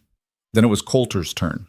He stood, buttoning his jacket, his expression calm and controlled. With all due respect to these brave service members, anecdotal evidence is not scientific proof. Ms. Voss's technique has never been subjected to peer review. It has never been tested in a controlled environment, and her training program operates without oversight, without accreditation, without any safeguards to prevent harm. He turned to face Elena directly. Ms. Voss, you were fired from Crescent Hill for violating protocol. You performed a high-risk procedure without authorization. You put a patient's life in danger for your own ego. Elena's lawyer started to object, but Elena stood. May I respond? Parrish nodded. Elena looked at Coulter, her voice steady and cold. You told me to wait. You said the patient was too unstable for intervention, but I looked at the monitor and saw a man dying, so I acted. And he lived. She stepped forward. You reported me because I made you look wrong, not because I endangered anyone, because I proved the protocol wasn't enough and you couldn't handle it. Coulter's face flushed. That's not, you're here today because you want to punish me for being right. You're not protecting patients. You're protecting your reputation. The room went silent. Parrish cleared his throat. Ms. Voss, please. But Elena wasn't done. She turned to the board. Every person who testified today is alive because someone broke the rules, because someone thought instead of obeyed. If you shut me down, you're not stopping danger, you're stopping progress. You're telling every medic in this country that innovation is punishable, that thinking is forbidden, that saving lives the wrong way is worse than letting people die the right way. Her voice rose, controlled but fierce. I'm not asking you to approve my program. I'm asking you to admit that the system you're protecting isn't perfect, that sometimes the only way forward is through people willing to risk everything to do what's right. She sat down. The room was utterly still. Parrish looked down at his notes. The other board members exchanged glances. Coulter sat rigid, his jaw clenched. Finally, Parrish spoke. "We will adjourn to deliberate. Miss Voss, you'll have our decision within 48 hours. The gavel came down. What? Elena walked out of the building into a wall of cameras and microphones. Reporters shouted questions. Supporters cheered. Somewhere in the crowd, someone was chanting her name. Morrow pulled her aside. "That was either brilliant or career suicide. We'll find out soon enough." Elena nodded, numb. Reeves appeared, pushing through the crowd. "You okay?" "I don't know." "You were incredible in there." Coulter looked like he wanted to crawl into a hole. "It doesn't matter if they rule against me." Reeves gripped her shoulder. "It matters that you fought. Win or lose, you made them see you." Elena's phone buzzed. A message from an unknown number. She opened it. "You have no idea what you've started." "But you're about to find out. Enjoy the next 48 hours. They're your last." A friend. Her blood went cold. She showed the message to Reeves, whose expression darkened immediately. "This is a threat. Or a warning. Either way, we need to take it seriously." Reeves scanned the crowd, suddenly alert. "We're leaving. Now." They pushed through the mass of people and into Reeves's car. As they pulled away, Elena looked back at the building, at the cameras still rolling, at the crowd still gathered. Somewhere in that chaos, someone wanted her gone. Not just discredited, gone. And she had 48 hours to figure out who and why before the board's decision became the least of her problems. That night, Elena couldn't sleep. She sat in the warehouse alone, reviewing footage, trying to find something she'd missed, some angle, some proof, some way to guarantee she wouldn't lose everything she'd built. Her phone rang. "Stockton. Turn on the news." She grabbed the remote. The late-night broadcast was already running a story. "Breaking tonight. New allegations against medical trainer Elena Voss. Documents obtained by this station suggest Ms. Voss may have falsified her military service record and exaggerated her role in developing the so-called Voss shunt technique. Sources say..." Elena's stomach dropped. Falsified records. Exaggerated role. It was a lie. A complete fabrication. But it was on television. Being repeated. Becoming truth. "Who did this?" she whispered. "Someone with access to personnel files and a very good reason to destroy you," Stockton said, his voice tight. "I'm tracking it down. But Elena, this is bad. If they can make people believe you lied about your service, everything else falls apart." "But I didn't." "I know. But perception is reality in these fights. We need to prove it's false before it spreads." Elena's hands shook. "How?" "I'm pulling your full military record, official copy, sealed and certified. It'll take 24 hours, but Elena..." He paused. "Whoever did this has connections. High-level connections. This isn't Coulter, this is someone bigger." "Who?" "I don't know yet, but I'm going to find out." The line went dead. Elena sat in the darkness, her mind racing. Someone was willing to destroy her completely, not just her program, her reputation, her life. And they were doing it with lies she couldn't immediately disprove. Her phone buzzed again. Another message. "Told you, this is just the beginning. Walk away now, or it gets worse. Much worse." Elena stared at the words, fury rising in her chest. She typed a reply. "I'm not walking away. Do your worst." She hit send. Then she stood, walked to the training stations, and started setting up for tomorrow's session. Because if they wanted to destroy her, they'd have to do it while she was still teaching, still fighting, still refusing to disappear. 48 hours until the board's decision. 24 hours until Stockton's evidence arrived. And somewhere in the shadows, an enemy who wouldn't stop until she was erased. Elena Voss checked her watch. Let them come. The warehouse doors opened at 6 a.m., same as always. Elena stood at the entrance, watching her trainees arrive one by one, some carrying coffee, others checking phones, all of them moving with the quiet determination of people who refuse to quit. They'd seen the news. They knew about the allegations. They came anyway. Jory Lang was first through the door. He met Elena's eyes and nodded once. No words needed. Torres arrived next, then Martinez, then the others. By 6:15, every seat was filled. Elena didn't address the elephant in the room. She just started the session. Today we're working penetrating trauma with compromised airway. You've got a patient with a sucking chest wound and blood filling the trachea. Standard protocol says secure the airway first, but if you intubate without sealing the chest, you're pumping air into the pleural space and collapsing the lung faster. She gestured to the mannequin on the table. So what do? Silence. Then a hand went up. Seal first, then intubate? Maybe, or maybe you do both simultaneously if you've got two sets of hands. Or maybe you improvise a technique that doesn't exist yet because the patient in front of you doesn't fit the textbook. Elena stepped closer. Show me. They worked for 3 hours straight, problem after problem, each one designed to force adaptation. No one mentioned the news. No one brought up the hearing. They just trained. At 9 a.m., Elena's phone buzzed. Stockton. Records are in. Records. Sending now. You're going to want to see this. She stepped into her makeshift office, a corner of the warehouse sectioned off with plywood and a folding table. Her laptop sat open, screen glowing. She downloaded the file Stockton had sent. It was her complete military service record. Official, certified, every deployment, every commendation, every operation documented in exhaustive detail. Included in the file was a separate document, a declassified mission brief from 8 years ago detailing the field operation where she'd saved Colonel Adrian Nash. The report was written by Nash himself. Lieutenant Elena Voss demonstrated exceptional medical knowledge and adaptability under fire. When standard trauma protocols proved insufficient, she developed an innovative shunt technique that stabilized the patient long enough for evacuation. This procedure, hereafter designated the Voss shunt, should be studied and integrated into field medical training. Lieutenant, Voss's actions directly resulted in mission success and saved my life. I recommend her for commendation. Elena read it twice, her throat tight. Nash had written this, had fought for her, and someone had buried it.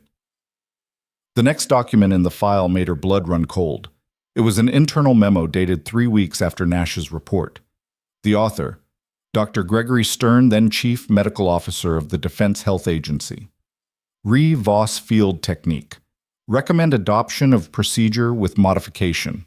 Credit to be attributed to research team under DHO oversight to maintain institutional control.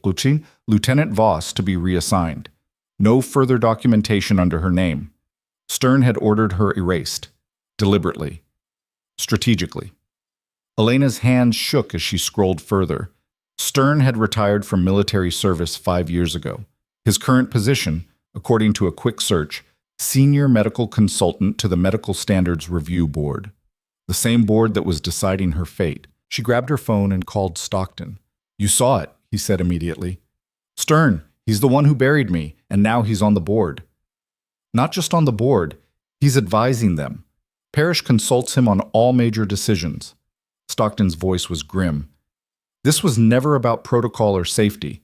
Stern's been orchestrating this from the beginning. He knows if you succeed, it exposes what he did 8 years ago. So he's trying to destroy me first. Exactly. And he's the one who leaked the false allegations to the press. I traced the documents. They originated from a secure server Stern has access to.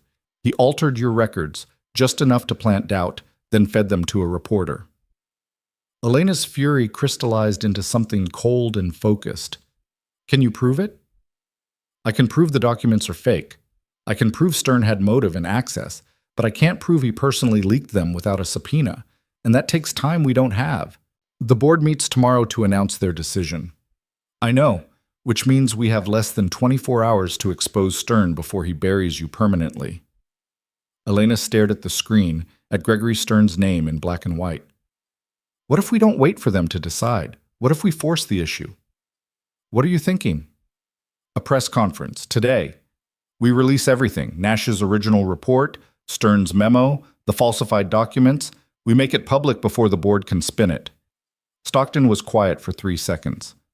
That's nuclear, Elena. You'll be accusing a senior medical official of fraud and conspiracy. If you're wrong, or if we can't make it stick, you're finished. I'm already finished if Stern gets his way. At least this way I go down fighting. Another pause, then, I'll back you, but you need to be sure. I'm sure. Then let's burn it down. Elena called Denise Morrow next. The lawyer answered on the first ring, already anticipating the urgency.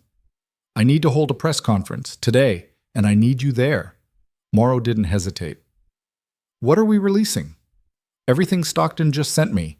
Proof that my records were falsified, proof that Stern orchestrated the cover-up 8 years ago, and proof that he's doing it again now. That's a declaration of war. I know. Good. I'll draft a statement. We go live at 3 p.m. That gives us 6 hours to prepare and gets us on the evening news cycle. Morrow's voice sharpened. But Elena, once we do this, there's no taking it back. You're accusing a powerful man of criminal conduct. He'll come at you with everything. Let him. I have the truth. Truth doesn't always win. Then I'll make sure it's loud enough that ignoring it becomes impossible. Morrow laughed, low and fierce. I'll see you at 2. By noon, the warehouse had transformed into a war room. Reeves coordinated logistics while trainees helped set up a backdrop, arrange chairs, test microphones. Jory Lang printed copies of the documents, hundreds of them, ready to distribute. Torres contacted every reporter who'd covered the story, sending out alerts for a major announcement. Andrea Killian from Channel 7 called within minutes. What's happening? Press conference at 3. You'll want to be there. What's the angle? The truth about who's been trying to destroy me. And why? Killian's voice went sharp with interest. I'll be there. By 2:30, the warehouse was packed. Reporters lined the walls, cameras ready. Supporters filled the seats. In the back, Elena spotted several board members who'd clearly heard about the event and come to see what she'd do. Raymond Coulter stood near the door, arms crossed, expression unreadable. Elena took a breath and walked to the podium Reeves had set up. Morrow stood to her right, Stockton, who'd flown in an hour ago, to her left. Behind them, a screen displayed the first slide, Nash's original report.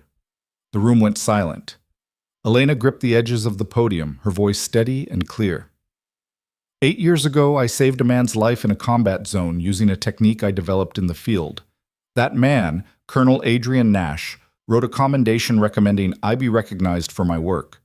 3 weeks later, my name was erased from the record, and the technique was credited to others. I was told to move on, to accept it, to be grateful I'd served. She advanced the slide. Stern's memo appeared.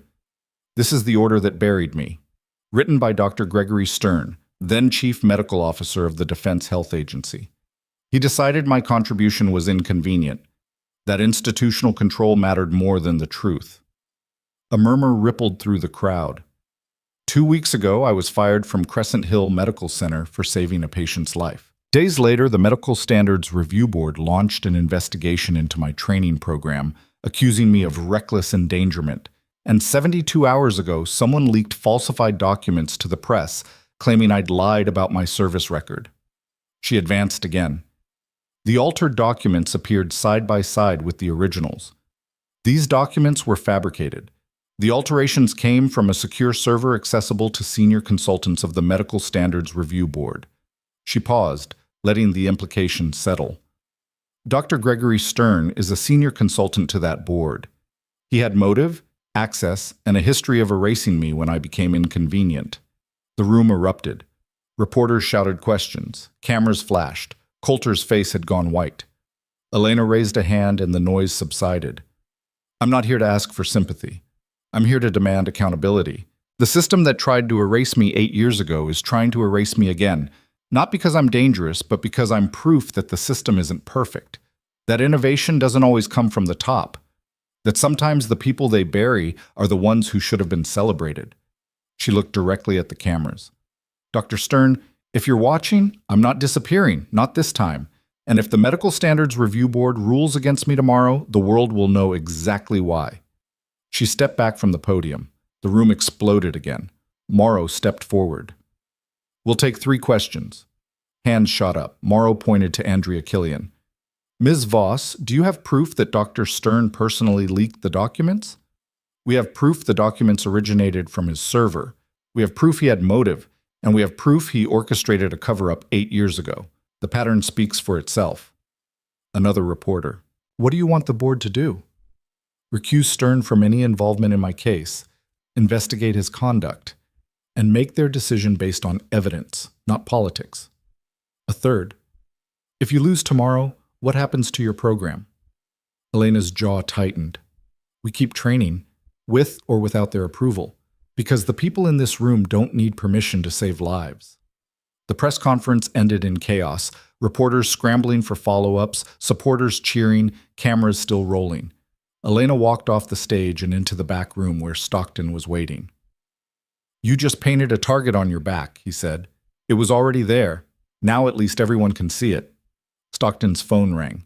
He answered, listened, then handed it to Elena. It's Parrish, the board chair.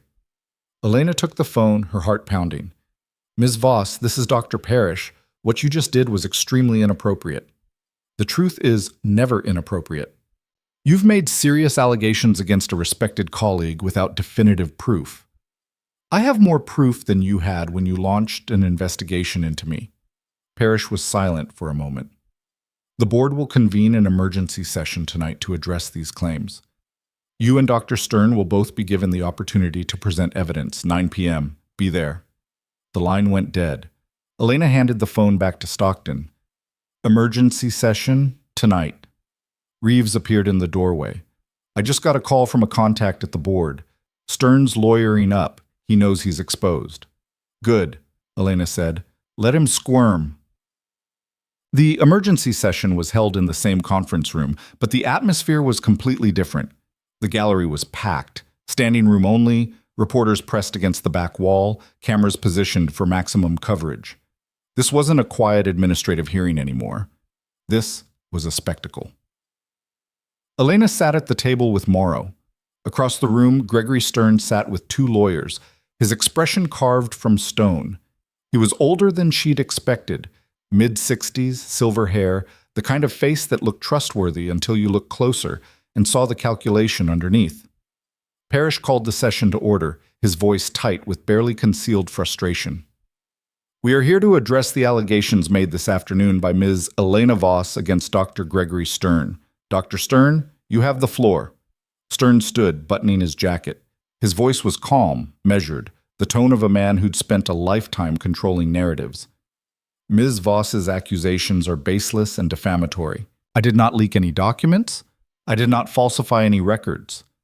And while it's true that I recommended institutional attribution for the field technique in question 8 years ago, that decision was made in the best interest of operational security and program continuity. Operational security, Elena said quietly, unable to stop herself. Stern's eyes cut to her. Yes. Attributing a classified technique to a single individual creates risk. If that individual is compromised, captured, or killed, the technique dies with them. Institutional control ensures continuity. It also ensures you get the credit. I never took credit for your work, Ms. Voss. I facilitated its integration into a larger system. By erasing my name.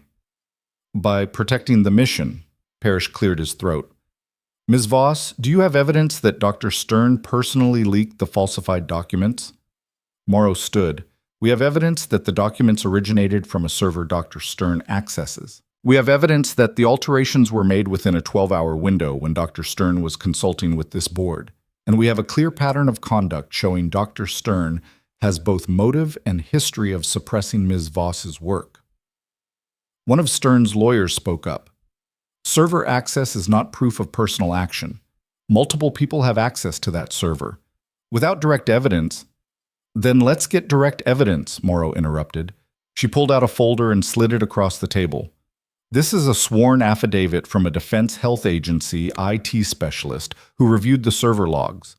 The falsified documents were uploaded from Dr. Stern's personal login credentials at 11:47 p.m. on the night before they were leaked to the press. The room went silent. Stern's face didn't change, but his lawyers exchanged a glance. Parrish opened the folder, read the affidavit, and looked up. Dr. Stern, do you deny this? Stern's jaw tightened. My credentials were compromised. Someone must have accessed my account. Convenient, Elena said. Ms. Voss, please. Parrish started, but Elena was already standing. He's lying. 8 years ago, he buried my work to maintain control. Now he's trying to destroy me because I'm proof that his system failed. He doesn't care about patient safety or protocol. He cares about power. Stern stood as well, his calm finally cracking. You're a reckless opportunist who thinks breaking the rules makes you a hero. You endanger patients, you undermine institutional integrity, and you refuse to accept that medicine is bigger than your ego. I accept that medicine is bigger than me, Elena shot back. What I don't accept is you deciding who gets remembered and who gets erased based on what's convenient for your career. Enough, Parrish's voice cut through the room. Both of you, sit down.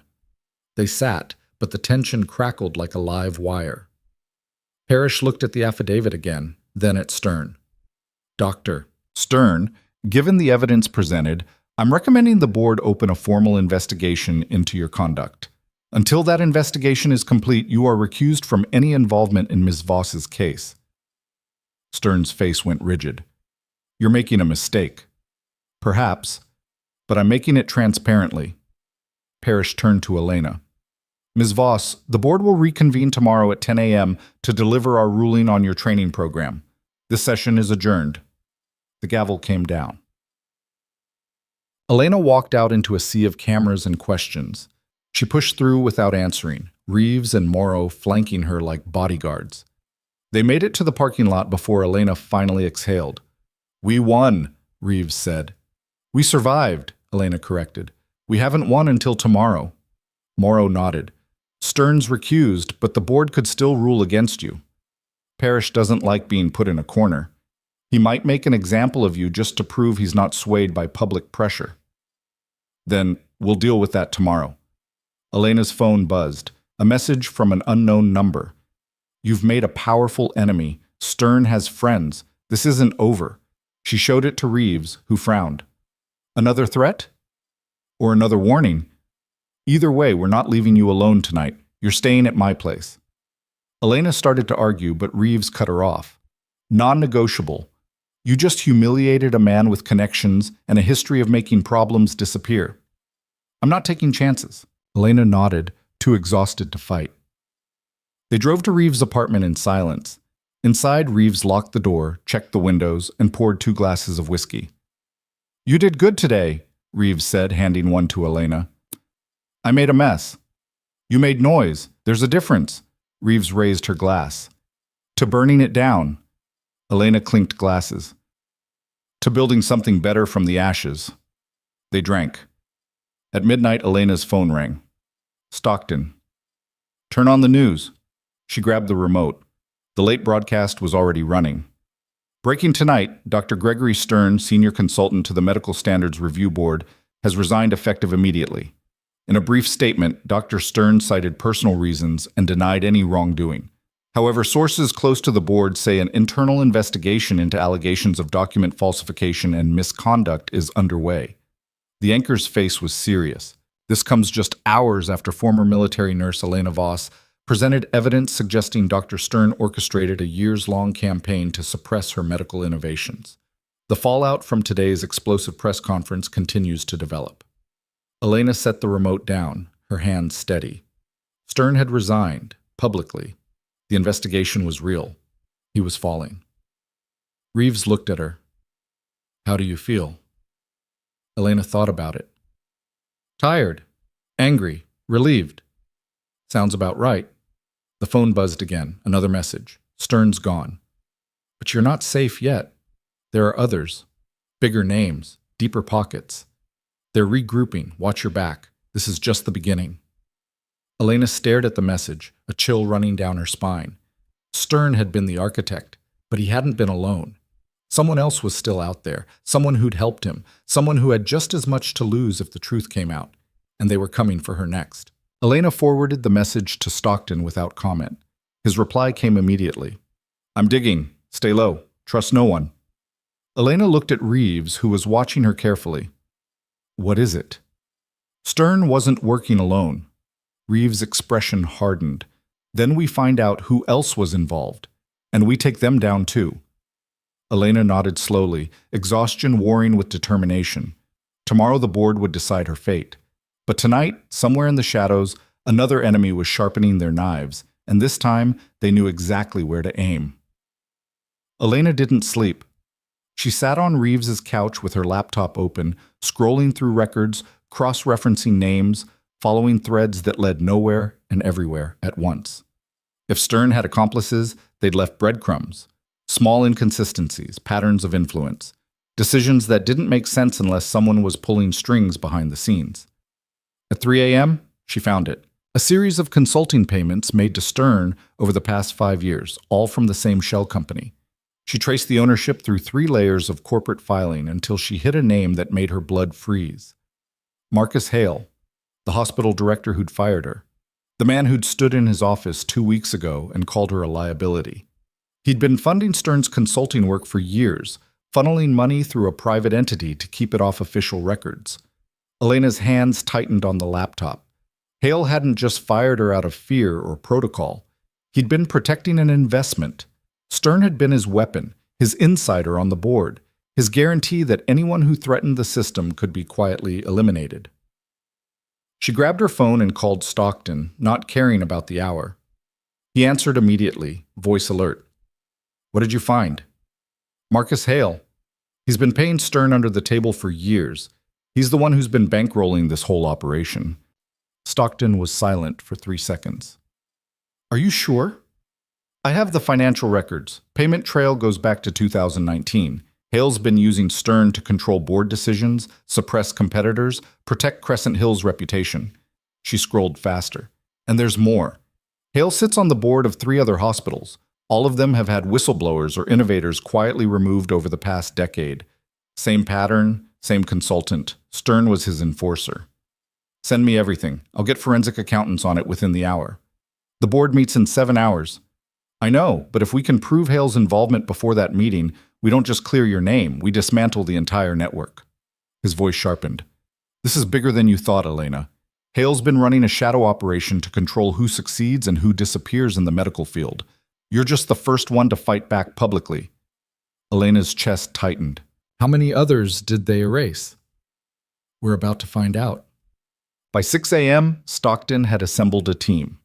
Forensic accountants, military investigators, legal analysts, all working in coordinated silence to untangle the web Hale and Stern had built. Elena forwarded every document she'd found, every transaction, every suspicious pattern. At 7, Denise Morrow arrived at Reeves's apartment with coffee and a grim expression. Stockton briefed me. "This is massive." She set her briefcase on the table and pulled out a stack of files. "We've identified at least 9 other medical professionals who were pushed out of their positions over the past 8 years. All of them had one thing in common. They challenged standard protocol, developed new techniques, or threatened established hierarchies. And in every case, Stern was consulting with the board that removed them." "And Hale funded it," Elena said. "Exactly. He's been building a monopoly on medical innovation. If you don't play by his rules, you don't survive." Morrow looked at Elena directly. "The board meeting is in 3 hours. We can present this evidence, but we need to be strategic. If we accuse Hale without airtight proof, his lawyers will tear us apart. We have the financial records. We have suspicious payments. We need testimony. Someone who worked with them. Someone who can confirm the conspiracy." Elena's mind raced. Then it hit her. "Raymond Coulter." Morrow's eyebrows went up. "The doctor who reported you?" "He testified against me at the hearing, but he looked uncomfortable when I called out Hale. And Coulter's been at Crescent Hill for 15 years, longer than Hale's been director. If anyone knows where the bodies are buried, it's him." "You think he'll flip?"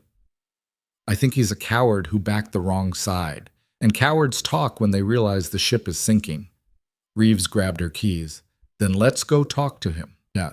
They found Raymond Coulter at his home, a tidy suburban house with a manicured lawn and a luxury sedan in the driveway. When he opened the door and saw Elena standing there, his face went pale. "What are you doing here?" "We need to talk," Elena said. "Now." Coulter glanced past her at Reeves and Morrow. "I don't have anything to say to you." "Then you can say it to federal investigators." Morrow held up a folder. "We have evidence linking Marcus Hale to a conspiracy to suppress medical innovation through fraudulent board manipulation. You were part of it. Whether you cooperate or go down with them is your choice." Coulter's hand tightened on the doorframe. I don't know what you're talking about. You reported me for saving Ben Iris, Elena said quietly. Within an hour of that report, Hale called you personally. I checked the phone records. You talked for 11 minutes. What did he tell you to do? Coulter's jaw worked. That's privileged. It's conspiracy. Elena stepped closer. You didn't report me because I endangered a patient. You reported me because Hale told you to, because I was making him look bad, because I wouldn't fall in line. That's not... Stop lying. Her voice cut like a scalpel. Hale and Stern have been running this operation for years. They've destroyed careers, buried innovations, and silenced anyone who threatened their control. You were a tool, and now that tool is about to be thrown away because Stern's already resigned, and Hale's next. Coulter stared at her, something breaking behind his eyes. If you testify, Morrow said, we can offer immunity. You walk away clean. If you don't, you're complicit in everything they did. Fraud. Conspiracy. Obstruction. You'll lose your license, your career, everything. Coulter's shoulders sagged. He looked old suddenly, deflated. He said it was about maintaining standards, Coulter whispered, about protecting the hospital's reputation. He said people like you were dangerous because you didn't respect the system. And you believed him, Elena said. I wanted to. Coulter met her eyes. Because believing him was easier than admitting I was wrong about you, that you were better at saving lives than I was. The admission hung in the air. Morrow pulled out a document. Sign this. Agree to testify. Tell the board everything Hale told you to do, and you might still have a career when this is over. Coulter stared at the paper for a long moment. Then he took the pen and signed. The board reconvened at 10 a.m. in the same conference room, but this time the energy was different. The gallery was packed beyond capacity. Reporters shoulder to shoulder, cameras positioned to capture every angle. News of Stern's resignation had dominated the morning broadcasts, and speculation about Elena's case had reached fever pitch. But what no one expected was what walked through the door. Marcus Hale entered flanked by two lawyers, his expression tight and controlled. He took a seat in the gallery, projecting confidence. But Elena saw the tension in his shoulders, the way his eyes kept flicking toward the exits. He knew something was coming. He just didn't know what. Parrish called the session to order. We are here to deliver the board's ruling on Ms. Elena Voss's training program. However, before we proceed, Ms. Voss's counsel has requested permission to present additional evidence relevant to this case. Hale's lawyers immediately stood. Objection. This hearing was scheduled to address the training program, not introduce new allegations. The evidence is directly relevant to the board's decision, Morrow countered. It concerns misconduct by individuals who influenced this investigation. Parrish hesitated, then nodded. Proceed, but keep it brief. Morrow stood and activated the screen behind her. Financial records appeared, payments from Hale's shell company to Stern, highlighted and annotated. Over the past 5 years, Marcus Hale, director of Crescent Hill Medical Center, has paid Dr. Gregory Stern over $300,000 through a private consulting firm. These payments correspond directly with board decisions to remove or discredit medical professionals who challenged institutional protocols. The room erupted in whispers. Hale's face went rigid. Morrow advanced the slide. We have identified 9 individuals who were pushed out of their positions after Stern consulted with their respective boards. All 9 had developed innovative techniques or challenged standard practices. All 9 disappeared from the field shortly after. She paused. Ms. Voss was meant to be number 10. Parrish leaned forward. These are serious allegations. Do you have proof of intent? We have testimony. Morrow gestured toward the door. Raymond Coulter walked in, looking like a man heading to the gallows. He took the witness seat, avoiding Hale's gaze. Morrow addressed him directly. Dr. Coulter, you reported Ms. Voss for performing an unauthorized procedure at Crescent Hill. Who instructed you to file that report? Coulter's voice was barely audible. Marcus Hale. The room went silent. Can you elaborate? Coulter swallowed hard. He called me within an hour of the incident, told me to file a formal complaint, said Ms. Voss was a liability and needed to be removed before she damaged the hospital's reputation. And you complied. Yes. Why? Coulter finally looked up, his eyes red. Because I was afraid of what would happen if I didn't. Hale had made it clear over the years that loyalty was rewarded and dissent was punished. I'd seen others pushed out for less. Hale shot to his feet. This is slander. Dr. Coulter is lying to save himself. Sit down, Mr. Hale, Parrish said sharply. Hale didn't sit. I have never conspired to remove anyone. These payments were legitimate consulting fees. For what services? Morrow interrupted. Dr. Stern wasn't consulting on hospital operations. He was consulting on how to eliminate threats to your control. And when Ms. Voss became a threat, you activated the same playbook you've used for years. This is absurd. It's documented. Morrow pulled out another file.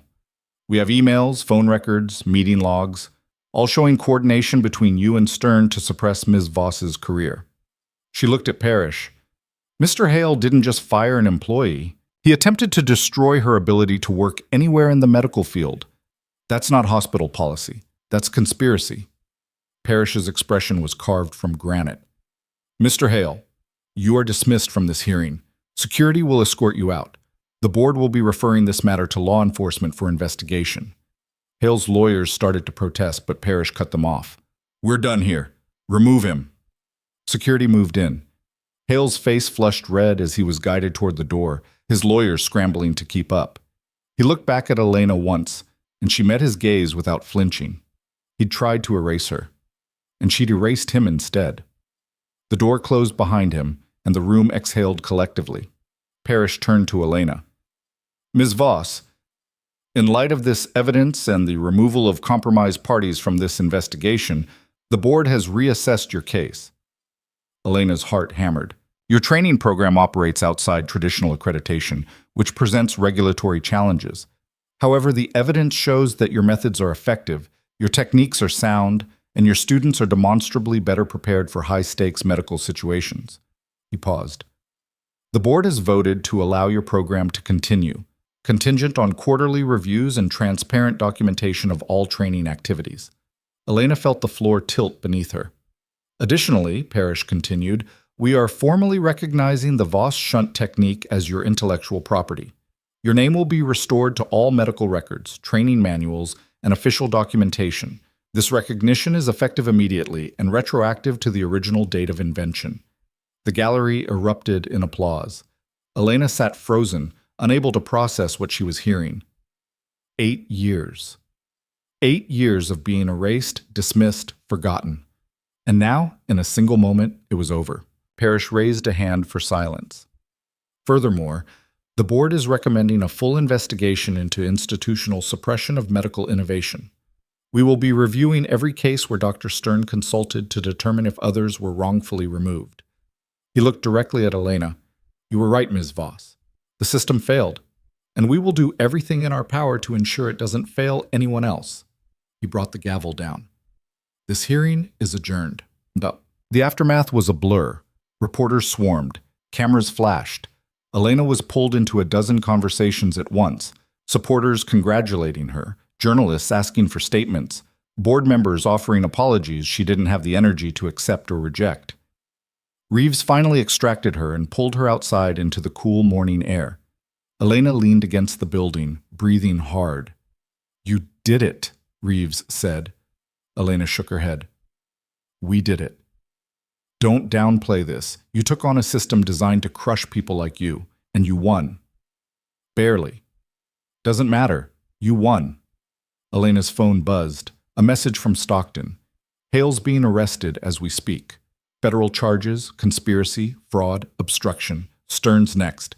You just dismantled an empire. Proud of you. Elena showed the message to Reeves, who grinned. There it is. Justice. It's a start, Elena said quietly.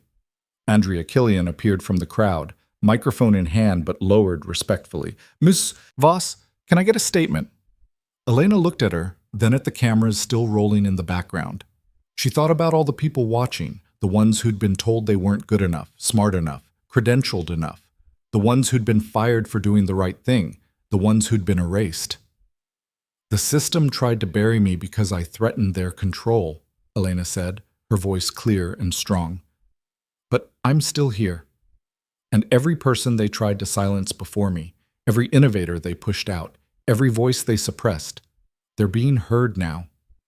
This isn't just about me.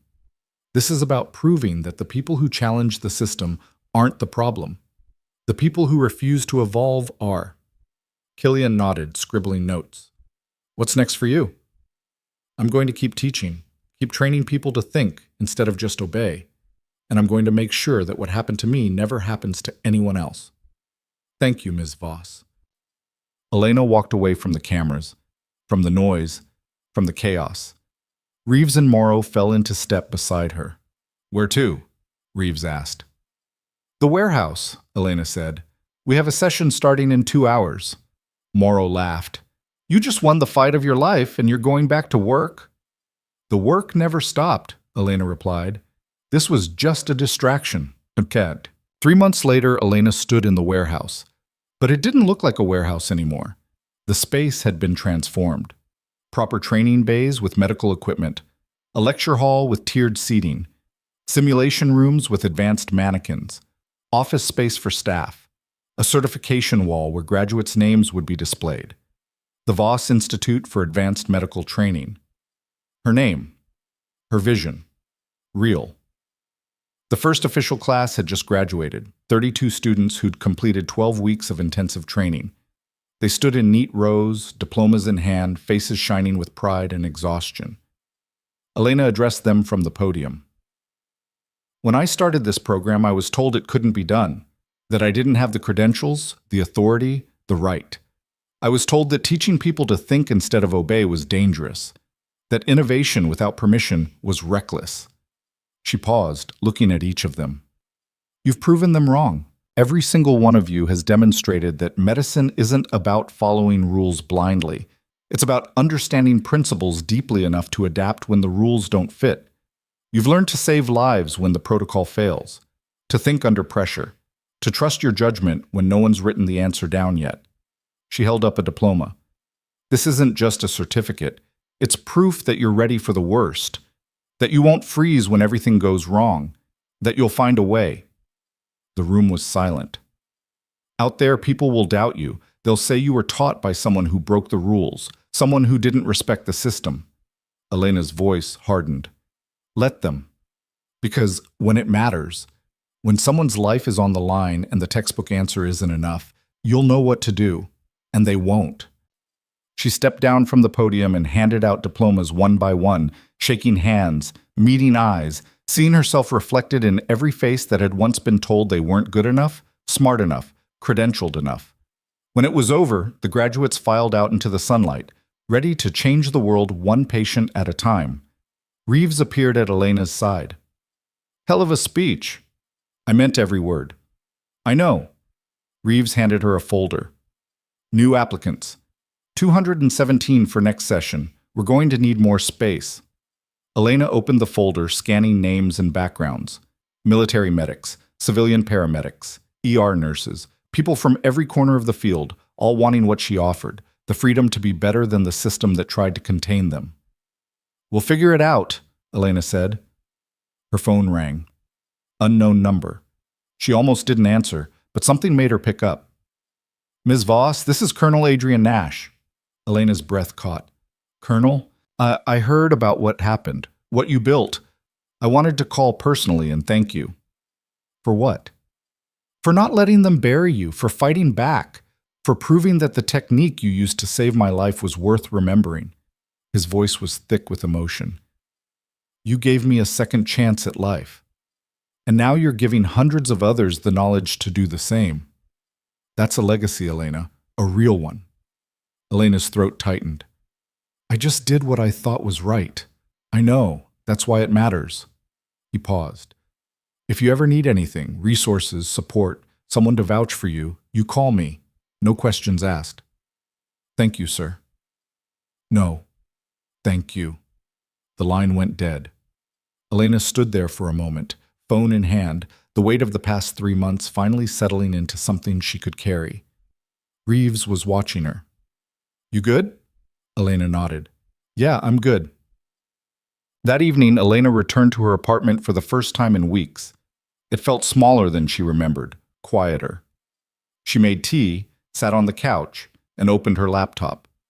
An email waited from General Stockton. Final update.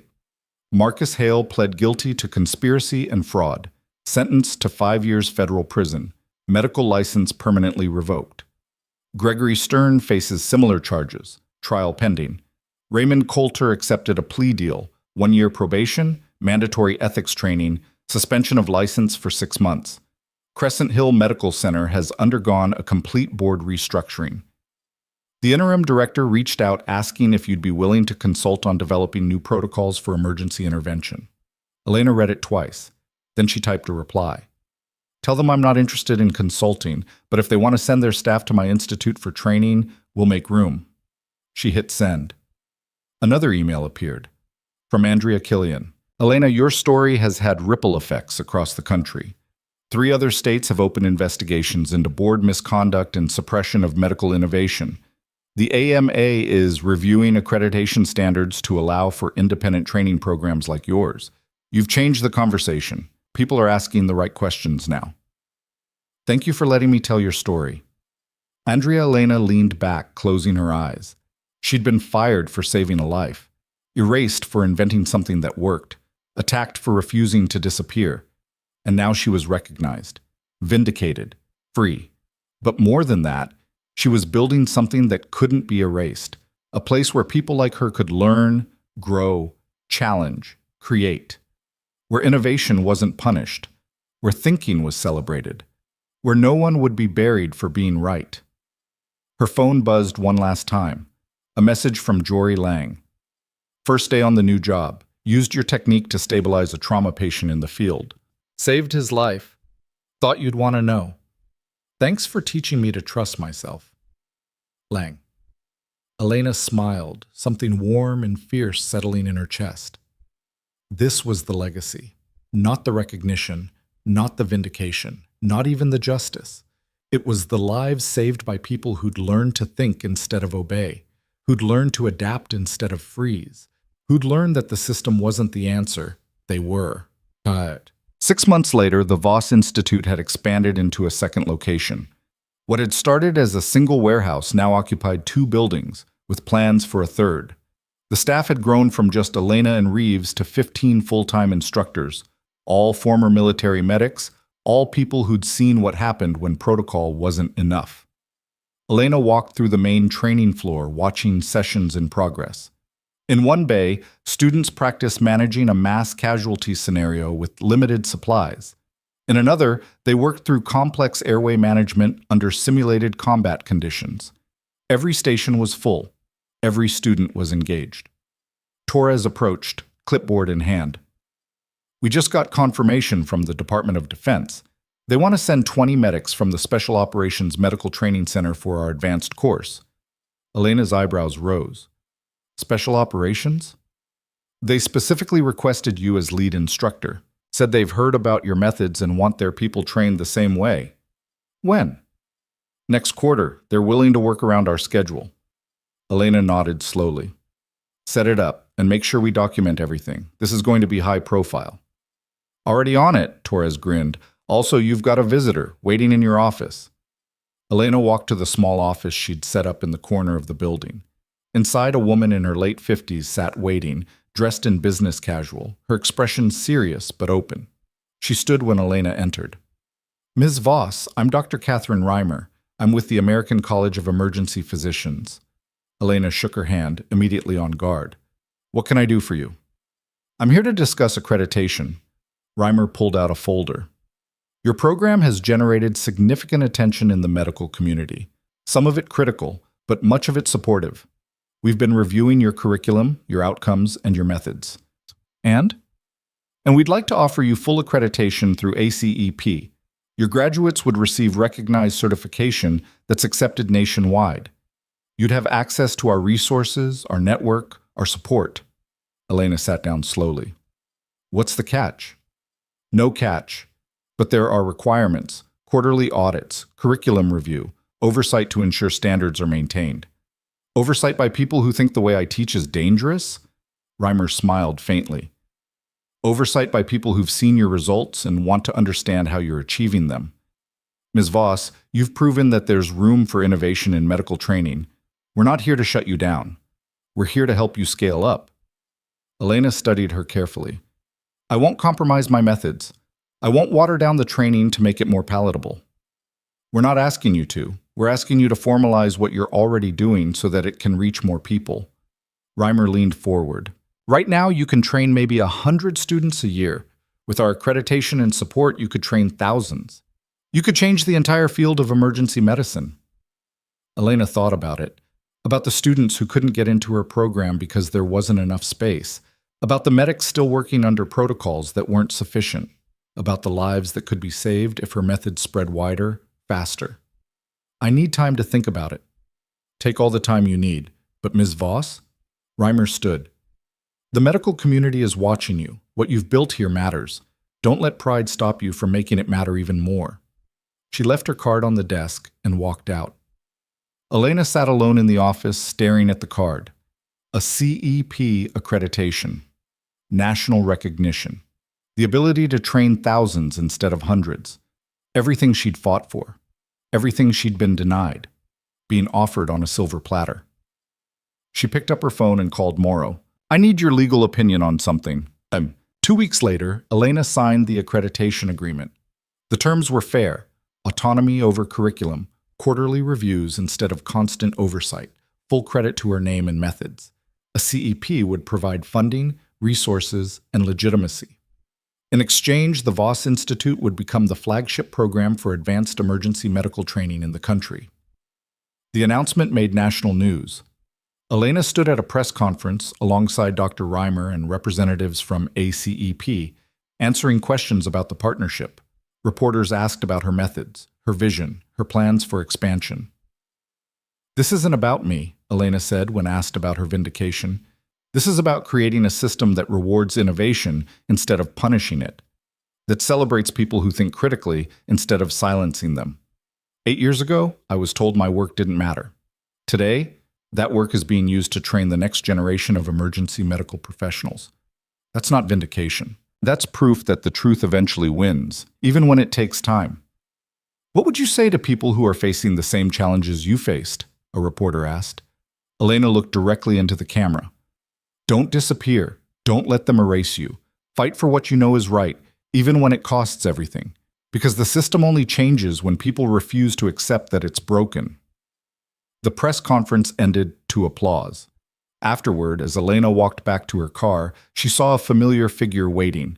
Ben Iris, the patient she'd saved at Crescent Hill, the one whose life had cost her everything. Mr. Iris, Elena said, surprised.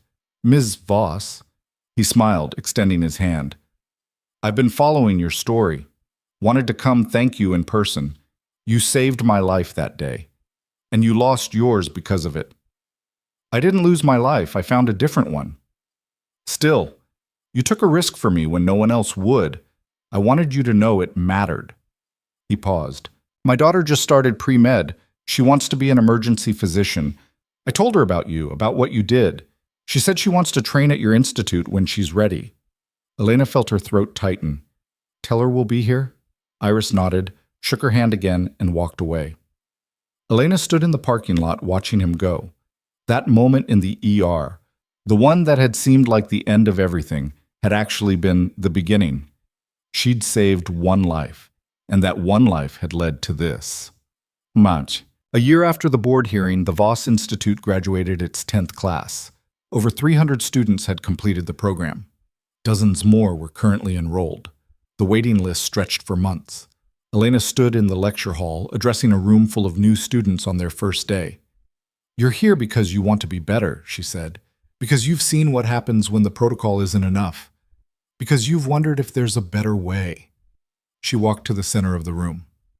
There is, but it requires something most people aren't willing to give. The courage to think for yourself. To question authority. To trust your judgment even when everyone's telling you you're wrong. A hand went up. What if we make a mistake? You will, Elena said simply. Everyone does. The difference is whether you learn from it or let it destroy you. In this program, we treat mistakes as data. We analyze what went wrong, why it went wrong, and how to prevent it next time. We don't punish failure, we punish refusing to grow. Another hand. What if we can't handle the pressure? Then you'll find out here, where the consequences are simulated, not real. Where you can fail without killing someone. That's why this training exists, to expose your limits in a safe environment so you can push past them when it matters. She looked around the room. Some of you will wash out. Some of you will decide this isn't for you, and that's okay. But if you make it through, you'll walk out of here with something no textbook can give you: the confidence to act when everyone else freezes, the knowledge to adapt when the plan falls apart, the judgment to save a life when the rules say it's impossible. The room was silent, every eye locked on her. "Welcome to the Voss Institute," Elena said. "Let's get to work." That night, Elena sat in her apartment. A new one, bigger, with actual furniture and photos on the walls. Pictures of her students, certificates of recognition, a framed copy of Nash's original commendation, the one that had been buried for 8 years. Her laptop sat open on the coffee table, an email draft waiting. To the 9. "You don't know me, but I know you. Your names were in the files, the ones Gregory Stern and Marcus Hale buried when they decided you were inconvenient. I'm reaching out because I want you to know you weren't wrong. You weren't reckless. You weren't the problem. The system failed you. But the system is changing. If you're interested in coming back, in teaching others what you know, in reclaiming what was taken from you, contact me. We have room, we have resources, and we have a promise. No one gets erased here. Elena Voss." She attached a link to the Institute's website and hit send. Then she closed the laptop and walked to the window, looking out at the city lights. Somewhere out there, 9 people were about to get an email that would change their lives, just like hers had been changed by a single decision to save a patient when everyone told her not to. The ripple was spreading. Elena Voss had been underestimated, erased, and discarded, but she'd refused to disappear. And now, every life saved by someone she'd trained was proof that silence had never been an option, that speaking truth to power was worth the cost, that sometimes the only way to change the world was to build something better and refuse to let anyone tear it down. She stood at the window for a long time, watching the lights, feeling the weight and the lightness all at once. This was the legacy, not the recognition, not the vindication, not even the justice. It was the lives saved, the minds changed. The system forced to evolve because one person had refused to accept that broken was permanent. Elena Voss had fought the system and won. But more importantly, she'd made sure the next generation wouldn't have to fight alone. And as she turned away from the window and back toward the life she'd built from ashes and determination, she knew one thing with absolute certainty. She was exactly where she was meant to be, doing exactly what she was meant to do. Teaching people that the most dangerous thing you can do, and the most necessary, is exactly what the world needs most, even when the system says no. Especially when the system says no, because that's when it matters most.